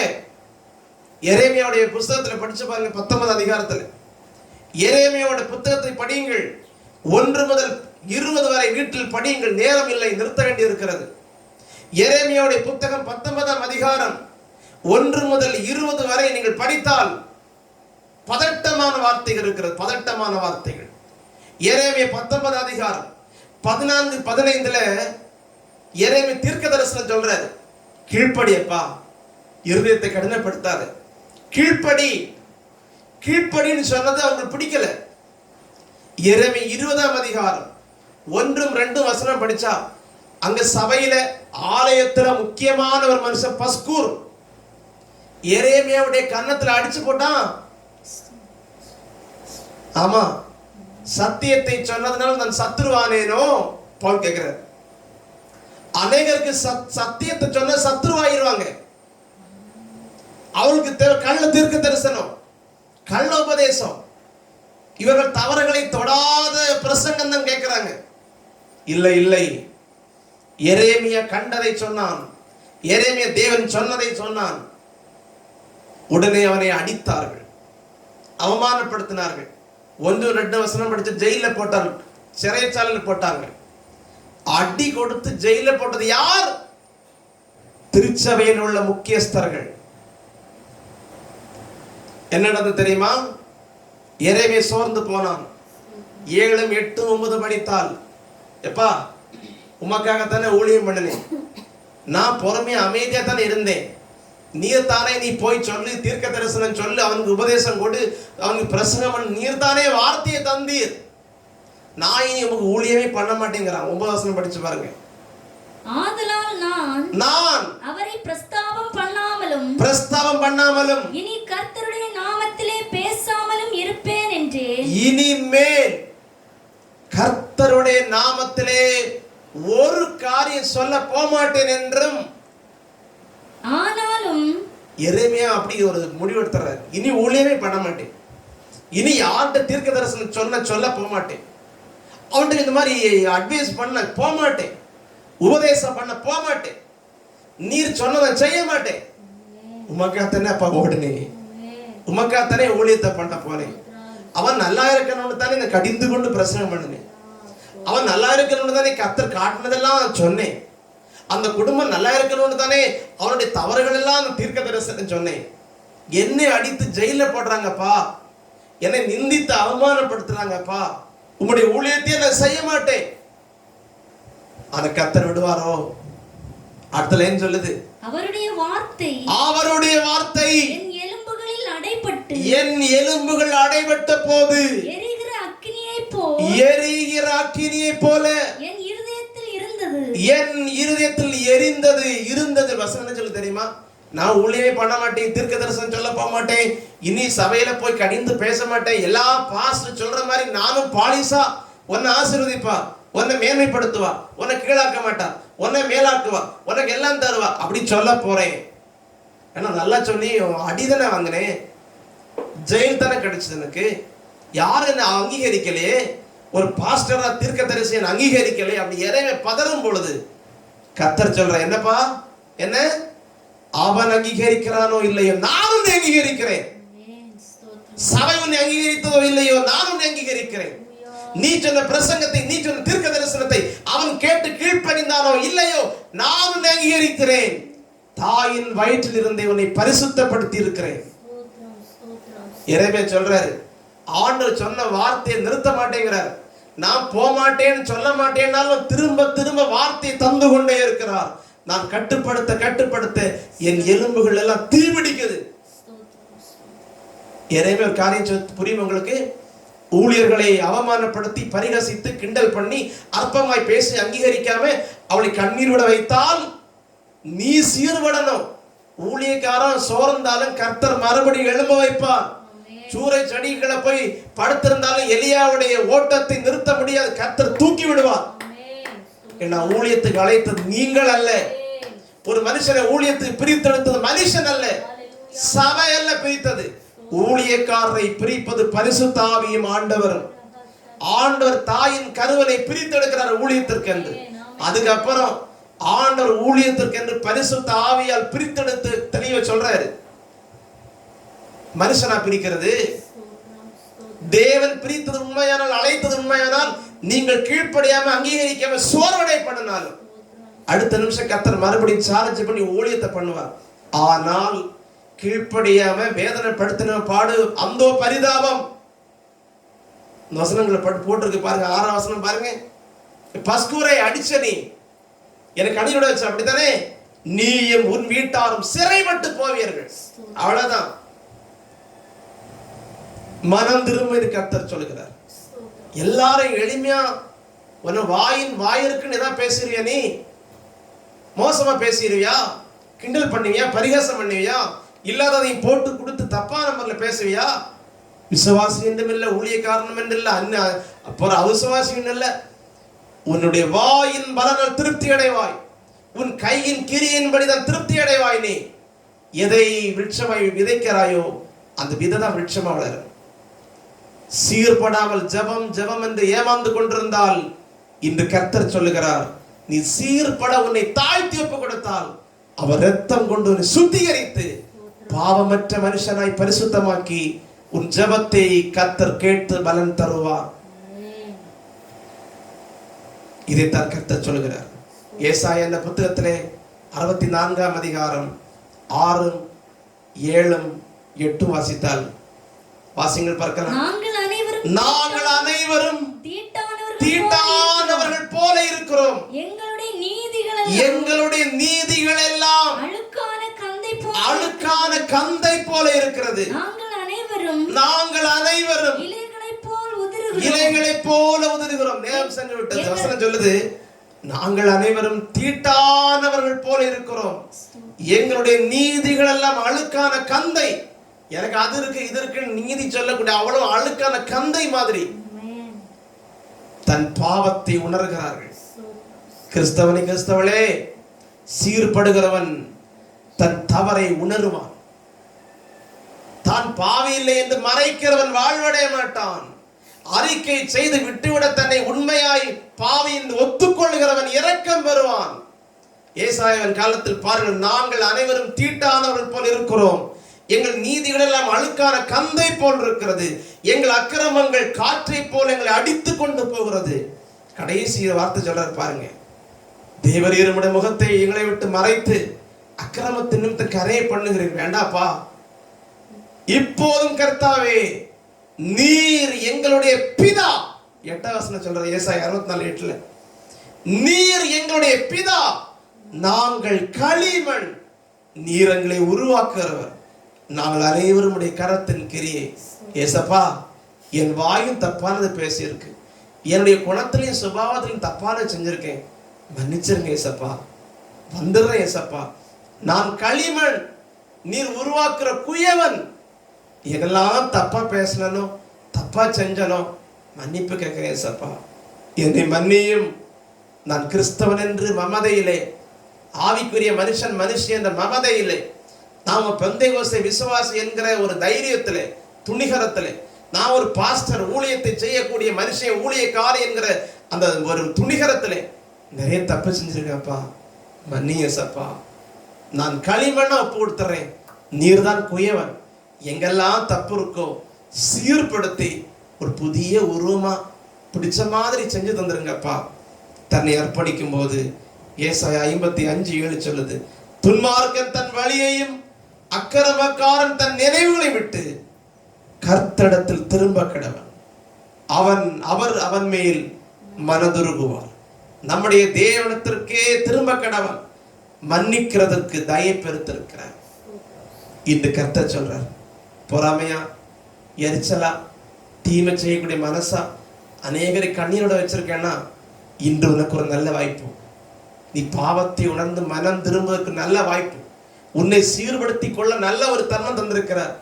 ஜீவனோடு இந்த கொள்ளை நோய் காலத்துல நீ காத்திருக்கிறதுக்கு தெரியுமா? சில பாவத்தோடு வாழ்ந்து கொண்டிருக்கிறாய், அழுக்கான கந்தை போல் வாழ்ந்து கொண்டிருக்கிறாய். இப்படியே நீ போனா நரகம்தான். கிறிஸ்தவனா இருந்தாலும் சரி, விசுவாசியா இருந்தாலும், பாஸ்டரா இருந்தாலும் சரி, இதே நீ பாவத்தோடு போன நரகத்துல போயிருவ. மனம் திரும்பு, உன் வாழ்க்கையில் இருக்கிற தவறுகளை நினைவை விட்டு திரும்பு, தேவனிடத்துல வந்துரு. ஆண்டவர் மனதுருகின் பாவத்தை எல்லாம் மன்னிப்பார். ஆகவே நான் கடைசியில் ஒரு வார்த்தை சொல்லுகிறேன், ஆலயத்தை நீ நோக்கி ஓடி மன்னிப்பு பெற முடியாது, பாஸ்டர்கிட்ட ஓடி மன்னிப்பு பெற முடியாது. போக வேண்டிய இடம் தேவனிடம். என்ன தப்பு செய்தாயோ ஆலயத்தில் எல்லாம் போக வேண்டியது. என்ன தப்பு செய்தாயோ பாஸ்டர்ட்ட எல்லாம் போக வேண்டியது. என்ன தப்பு செய்தாயோ சொல்லி அழுது மன்னிப்பு கேட்டு சீர்பட வேண்டிய இடம் தேவன். யூதாஸ் ஆலயத்திலே ஓடினான். யூதாஸ் பிரதான ஆசாரியன் பாஸ்டர்ட்ட போனான். ஆனா போக வேண்டிய இயேசுட்ட போகல, நான்கு கொண்டு செத்தான்.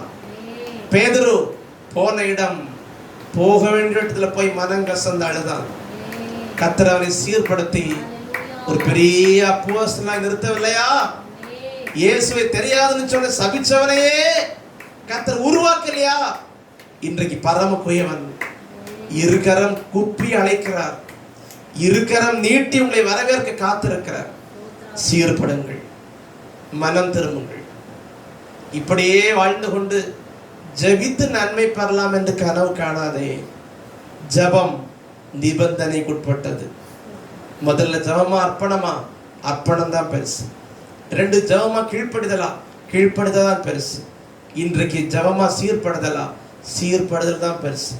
இதெல்லாம் செய்தா தான் ஜபம் கேட்கப்படும். ஆண்டவர் அப்படி விரும்புகிறார். ஆகவே பூமியிலும் நன்மை வேணும்னா, பரலோகத்திலும் நன்மை வேணும்னா கையின் கிரியைக்கேற்ற வல்லதை கர்த்தர் கொடுக்கிறார். ஒப்பு கொடுக்கலாமா? கண்களை மூடி 2-3 நிமிஷம் கேட்போம். ஆண்டவரே, யாரையாவது ஏமாற்றி இருந்தா இன்னைக்கு உம்மிடத்தில் உண்மையாய் மனம் திரும்பி வர விரும்புகிறேன், என்னை சீர்படுத்தும். ஆண்டவரே, யாருடைய சொத்தையாவது கொள்ளையிட்டு எல்லைக்கல்லை பிடுங்கி நான் மாத்தி சொத்தை ஆஸ்தியை அபகரிச்சிருக்கேனா என்னை மன்னியும், நான் கொடுக்க விரும்புகிறேன். சகைவை போல மனம் திரும்புங்கள். அநியாயமாய் சம்பாதிச்சதெல்லாம் 4 மணி கொடுத்து தீர்த்துட்டான், திருப்பி கொடுத்துட்டான். அநியாய சம்பாத்தியம் வீட்டில் இருக்கக்கூடாது. அநியாயமாய் ஏமாற்றி யார்கிட்ட நீ வாங்கக்கூடாது. நீ ஏமாற்றி சேர்த்த சொத்து, ஏமாற்றி சேர்த்த பணம் உனக்கு உன்னை நரகத்திலே கொண்டு போகும். அந்நிய பாசை பேசுகிற கிறிஸ்தவனே, தீர்க்க தரிசனம் சொல்லக்கூடிய கிறிஸ்தவனே, ஓயாமல் ஆண்டவரை ஆராதித்து ஜெபிக்கிற கிறிஸ்தவனே, உன் வாயில் நீ பேசும் வார்த்தை நரகத்துக்கு கொண்டு போகும். உன் ஆயுள் சக்கரத்தை கொளுத்தி நரகத்திலே கொண்டு சேர்த்து விடும். நீ இன்றைக்கு என்ன செய்கிறாயோ அதுதான் உனக்கு பலனாய் வரும். நீ இன்றைக்கு எதை விதைக்கிறாயோ அதுதான் விருட்சமாகும்.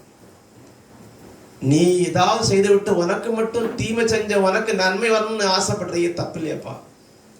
கர்த்தர் சொல்றாரு, சீர்பட்டு விடு, சீர்படு.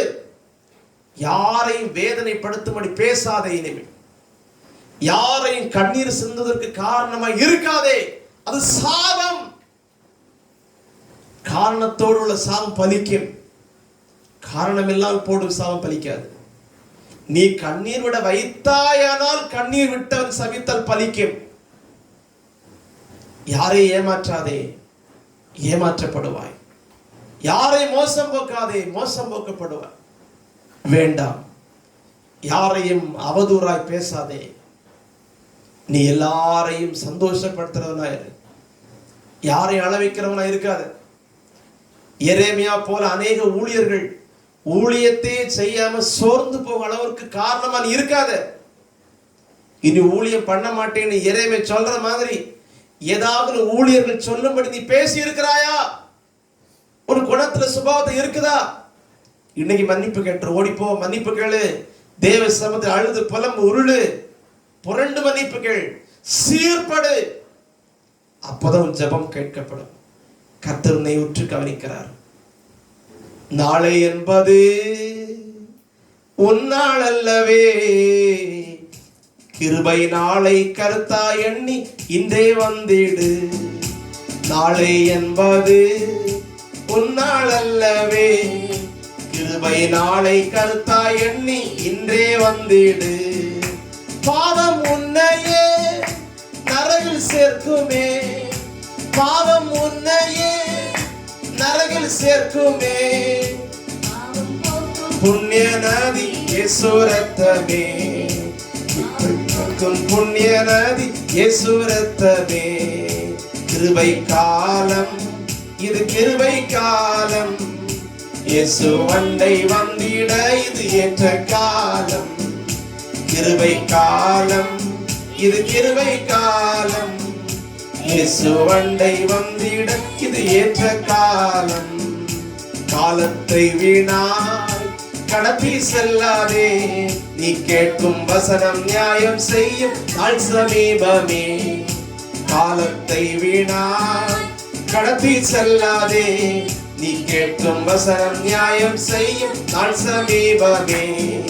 தீர்ப்பின் படியே அழிந்து போகாதே, தீர்ப்பின் படியே அழிந்து போகாதே. தப்பிக்கொள்ளவே முந்திக் கொள்வாயே, தப்பிக்கொள்ளவே முந்திக் கொள்வாயே.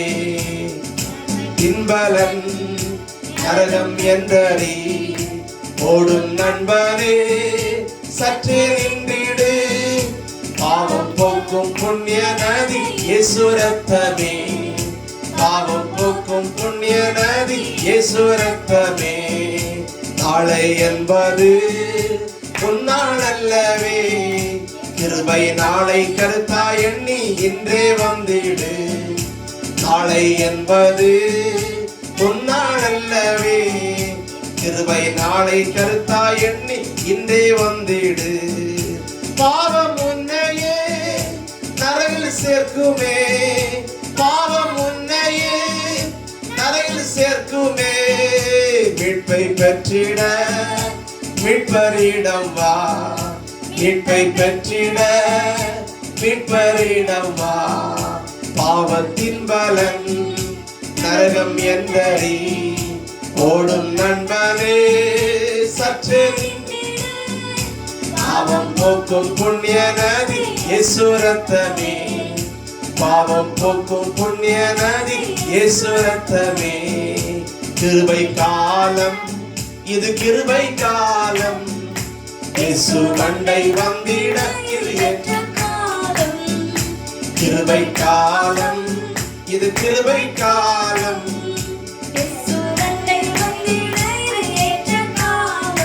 அனைவரும் முழங்கால் படிட்டு இருக்கும் போது கர்த்தர் கேட்கிறார், உனக்கு நன்மை பெறுவதற்கு தேவை ஜெபமா சீர்படுதலாம். சீர்படுந்து சீர்திருந்து சீர்பட்டு விடு என்று கர்த்தர் என்னை பேசியிருக்கிறார். என்னுடைய ஜனம், என்னாவும் தரிக்கப்பட்ட ஜனம் தப்பு செஞ்சா நான் நன்மை கொடுத்து அவனை சந்தோஷப்படுத்த மாட்டேன். தப்பு செஞ்ச உடனே அவனை கொஞ்சம் கூட என்கரேஜ் பண்ணி பிளஸ் பண்ண மாட்டேன். அவருக்கு மெசேஜ் அனுப்புவேன். நம்பர் 1, வறட்சி. எங்கிருந்தெல்லாம் மழை வருதோ ஸ்டாப் பண்ணுவேன், நன்மைகள் ஸ்டாப் ஆகும். வறட்சி வந்த உடனேயாவது அவன் என் நாமம் தரிக்கப்பட்ட அவன் தாழ்த்தி மனம் திரும்புவான்னு பார்ப்பேன். இல்லைன்னா சாப்பாட்டில் கையை வைப்பேன். உணவு பற்றாக்குறை வரும். உலகமே பயப்படுகிற வெட்டுக்கிளிகள் வந்து நான் கொடான கோடி வெட்டுக்கிளிகள் தேசத்தை மூடிக்கொண்டிருக்கிறது. இந்தியாவுக்குள்ள வந்திருக்கு. ஜாக்கிரதை, ஜாக்கிரதை. உணவு இல்லாத ஒரு பஞ்சம் வரப்போகுது. இது ஒரு மெசேஜ். மனம் திரும்பு கிறிஸ்தவனே, தேவனை வீட்டுல தான் முதல்ல நியாயத்து இருப்போம். மனம் திரும்பு. அதுல கேட்கட்ட கொள்ளை நோய் அனுப்புவை. இதெல்லாம் அனுப்புறது அவனை அழிப்பதற்கு அல்ல, ஒரு மெசேஜ் அனுப்புறேன். உன்னை குணம் சரியில்லை, பொறா பிடிச்சவன், எரிச்சல் பிடிச்சவன், அநேகரை கண்ணீரிட வைக்கிறவன், தீங்கு செய்கிறவன், மற்றவங்களுக்கு நல்ல ஒரு படிப்பு வந்து அவனுக்கு பிடிக்காது, மற்றவங்க நல்ல ஒரு வேலை கிடைச்சா பிடிக்காது, மற்றவங்க நல்ல ஒரு திருமண காரியம் வந்தா பிடிக்காது, தடுப்பதற்கு ஓடுவாய். ஆனா உனக்கு அப்படி திருப்பி வந்து தாங்க முடியுமானால? உன் பிள்ளைக்கு படிப்புக்கு யாராவது இப்படி பண்ண தாங்கிடுவியா? உன்னுடைய பிள்ளைகளுக்கு உனக்கு ஒரு வேலைக்கு ஒரு வாய்ப்பு வரும்போது தட்டி விட்டா தாங்க முடியுமா? உன் பிள்ளைகளுக்கு திருமணம் அந்த காலங்களிலே யாராவது இப்படி திருப்பி விட்டாங்கன்னா மோசமா சொல்லி திருமணம் தடைபட்டு போனால் தாங்குவாயா நீ? மனம் திரும்பி கர்த்தர் சொல்லுகிறார். யாரையாவது கண்ணீரோட வச்சிருக்கியா நீ? ஸ்கூல்ல, காலேஜ்ல, வேலை பார்க்க இடத்துல, சர்ச்சில், விசுவாசிகளை, ஊழியக்காரர்களை யாரையாவது அள வச்சிருக்கியா நீ? தவறான காரியங்களை பேசி நீ அள வச்சிருக்கியா? நீ ஒரு பெரிய ஆள் நினைச்சிட்டு பேசி அள வச்சிருக்கியா? உன் அகங்காரத்துல நீ வேதனைப்படுத்தி இருக்கியா? மனம் திரும்ப, இல்லைன்னா திரும்ப ரிட்டர்ன் வரும். நீ போட்டதுதானே விருட்சமாகும். சீர்பட்டு விட்டால் ஒப்புக்கொண்டு மனம் திரும்பினா அந்த பாவத்தை கர்த்தர் மன்னித்து நீதியாய் அதை கணக்கில் எடுத்து நியாயத்திற்கு வராமல் தடுத்து விடுவார். உன் ஜெபத்தை கேட்க முடியும் தகுதிப்படுத்துவார். பரிசுத்த பிதாவே, நீர் பேச நல்ல வார்த்தைக்காய் ஸ்தோத்திரம். ஆண்டவரே, ஒரு சின்ன செய்தி தந்தீர். ஜெபம் முக்கியம்தான். ஆனா ஜெபம் கேட்கணும்னா முதல்ல கர்த்தருக்கு ஒன்ன கொடுக்கணும். ஜெபம் முக்கியம்தான். ஆனா ஒரு ஜெபம் கேட்கப்பட நீ கர்த்தருடைய வார்த்தை கீழ்ப்படியணும். ஜெபம் முக்கியம்தான். கிறிஸ்தவன் ஆனாலும் ஆவிக்குரிய மனுஷன் ஆனாலும் உனக்குள்ள விட வேண்டிய சிலதை விடல. நீ சீர்பட்டாதான் அவன் ஜெபத்தை கேட்பேன். அது வரைக்கும் ஜெபம் கேட்கப்படாது. ஏமாந்து போய் வெறும் ஜெபம்னு ஏமாந்துறாது. உனக்குள்ள ஒரு மாற்றம் வரட்டும், உங்களுக்குள்ள ஒரு மனம் திரும்பல் வரட்டும், உங்களுக்குள்ள திருப்பல் வரட்டும். நான் கிறிஸ்தவன், நான் ஊழியக்காரன், நான் விசுவாசி, எனக்குள்ள என்ன மனம் திரும்புதல், நான் ஏற்கனவே மனம் திரும்பியாச்சு. அப்பா ஏமாந்து போயிடாதப்பா. பரிசுத்தம் உள்ளவர் இன்னும் பரிசுத்தமாகட்டும். உன் வாழ்க்கையில எங்கேயும் சில குறைகளை கர்த்தர் காண்கிற. ஆகவேதான் உன் ஜெபத்தை கர்த்தர் கேட்காம இருக்கிற. உன் குறைகளை ஒத்துக்கொள். ஆண்டவர் அற்புதம் செய்வார். ஆண்டு தந்த வார்த்தைகளுக்காக ஸ்தோத்திரம். கர்த்தருக்கு சித்தமன் தொடர்ந்து நாங்கள் சில நன்மையான காரியங்களை தியானிக்க எங்களுக்கு கற்றுத்தாரு. இந்த வசனத்தை கேட்ட அத்தனை பேரும் வெறும் ஜெபிச்சு ஏமாந்து போயிடாம ஜெபம் கேட்கும்படி தன்னை ஆண்டவருக்கு ஜீவ பலி அர்ப்பணிக்கவும், ஆண்டுடைய சொல்லுக்கு கீழ்ப்படியவும், ஆண்டவருக்கு பிடிக்காத சில குணங்கள், சுபாவங்கள், வாயின் பலனும் கையின் கிரியை சீர்திருந்தவும் சீர்படவும் இன்று கர்த்தர் கிருபை செய்யும். தப்பு செஞ்சுட்டு தப்பு செய்யாத மாதிரி நடிச்சுட்டு பிரேயர் பேர் தப்ப முடியாது. ஜெபம், நீதிமான்களுடைய ஜெபம் தான் கேட்கப்படும். ஆண்டவர் அறியும் முன்பு வேற, ஆண்டு அறிஞ்ச பிறகு வேற. நீதிமான் செய்ய ஊக்கமான ஜெபம் கர்த்தர் நிச்சயம் கேட்பார். ஆகவே நீதிமானாய் மாற கர்த்தர் அழைப்பு கொடுக்கிறார். கேட்ட ஜெபங்கள் வார்த்தைகள் கீழ்ப்படிந்து தன்னை அர்ப்பணித்து மனமாற கிருபை கொடும். அம்மா டிவி வழியாக, இணையதளங்கள் வழியாக இணைந்த வார்த்தை கேட்ட அத்தனை பேரையும் சுத்திகரியும். உம்முடைய நாள் சமீபம். உம்முடைய ராஜ்யத்துக்கு கொண்டு போக ஆயத்தப்படுத்தும். பூமியிலே ஆசீர்வாதம் கொடும், ஜெபத்துக்கு பதில் கொடும், பரலோகத்தில் நிரந்தரமான நம்முடைய வீட்டில் இடம் கொடும். அதற்காக தன்னை அர்ப்பணித்து கீழ்ப்படிந்து சீர்பட்டு கர்த்தருக்காக வாழ பாக்கியம் செய்யும். இயேசுவின் மூல பிதாவே, ஆமென். என் ஆத்துமாவை கர்த்தரை ஸ்தோத்திரி, என் முழு உள்ளமே பரிசுத்த நாமத்தை ஸ்தோத்திரி, என் ஆத்துமாவை கர்த்தரை ஸ்தோத்திரி. கர்த்தர் செய்த சகல உபகாரங்கள் மறவாதே. ஆமென். கர்த்தராகிய இயேசு கிறிஸ்துவின் கிருபையும் பிதாவாக தேவன் அன்பும் பரிசுத்த ஆவியானவருடைய விசேஷித்த ஆசீர்வாதம் ஐக்கியமும் பாதுகாவலும் தேவன் நம்முடைய ஜெபத்தை கேட்கக்கூடிய தகுதி உள்ள வாழுமாய் அப்படி வருகை வரை நிலைத்திருப்பதாக. ஆமென். அல்லேலூயா, அல்லேலூயா, அல்லேலூயா. யாவரையும் ஆண்டவர் ஆசீர்வதிப்பாராக. ஆமென்.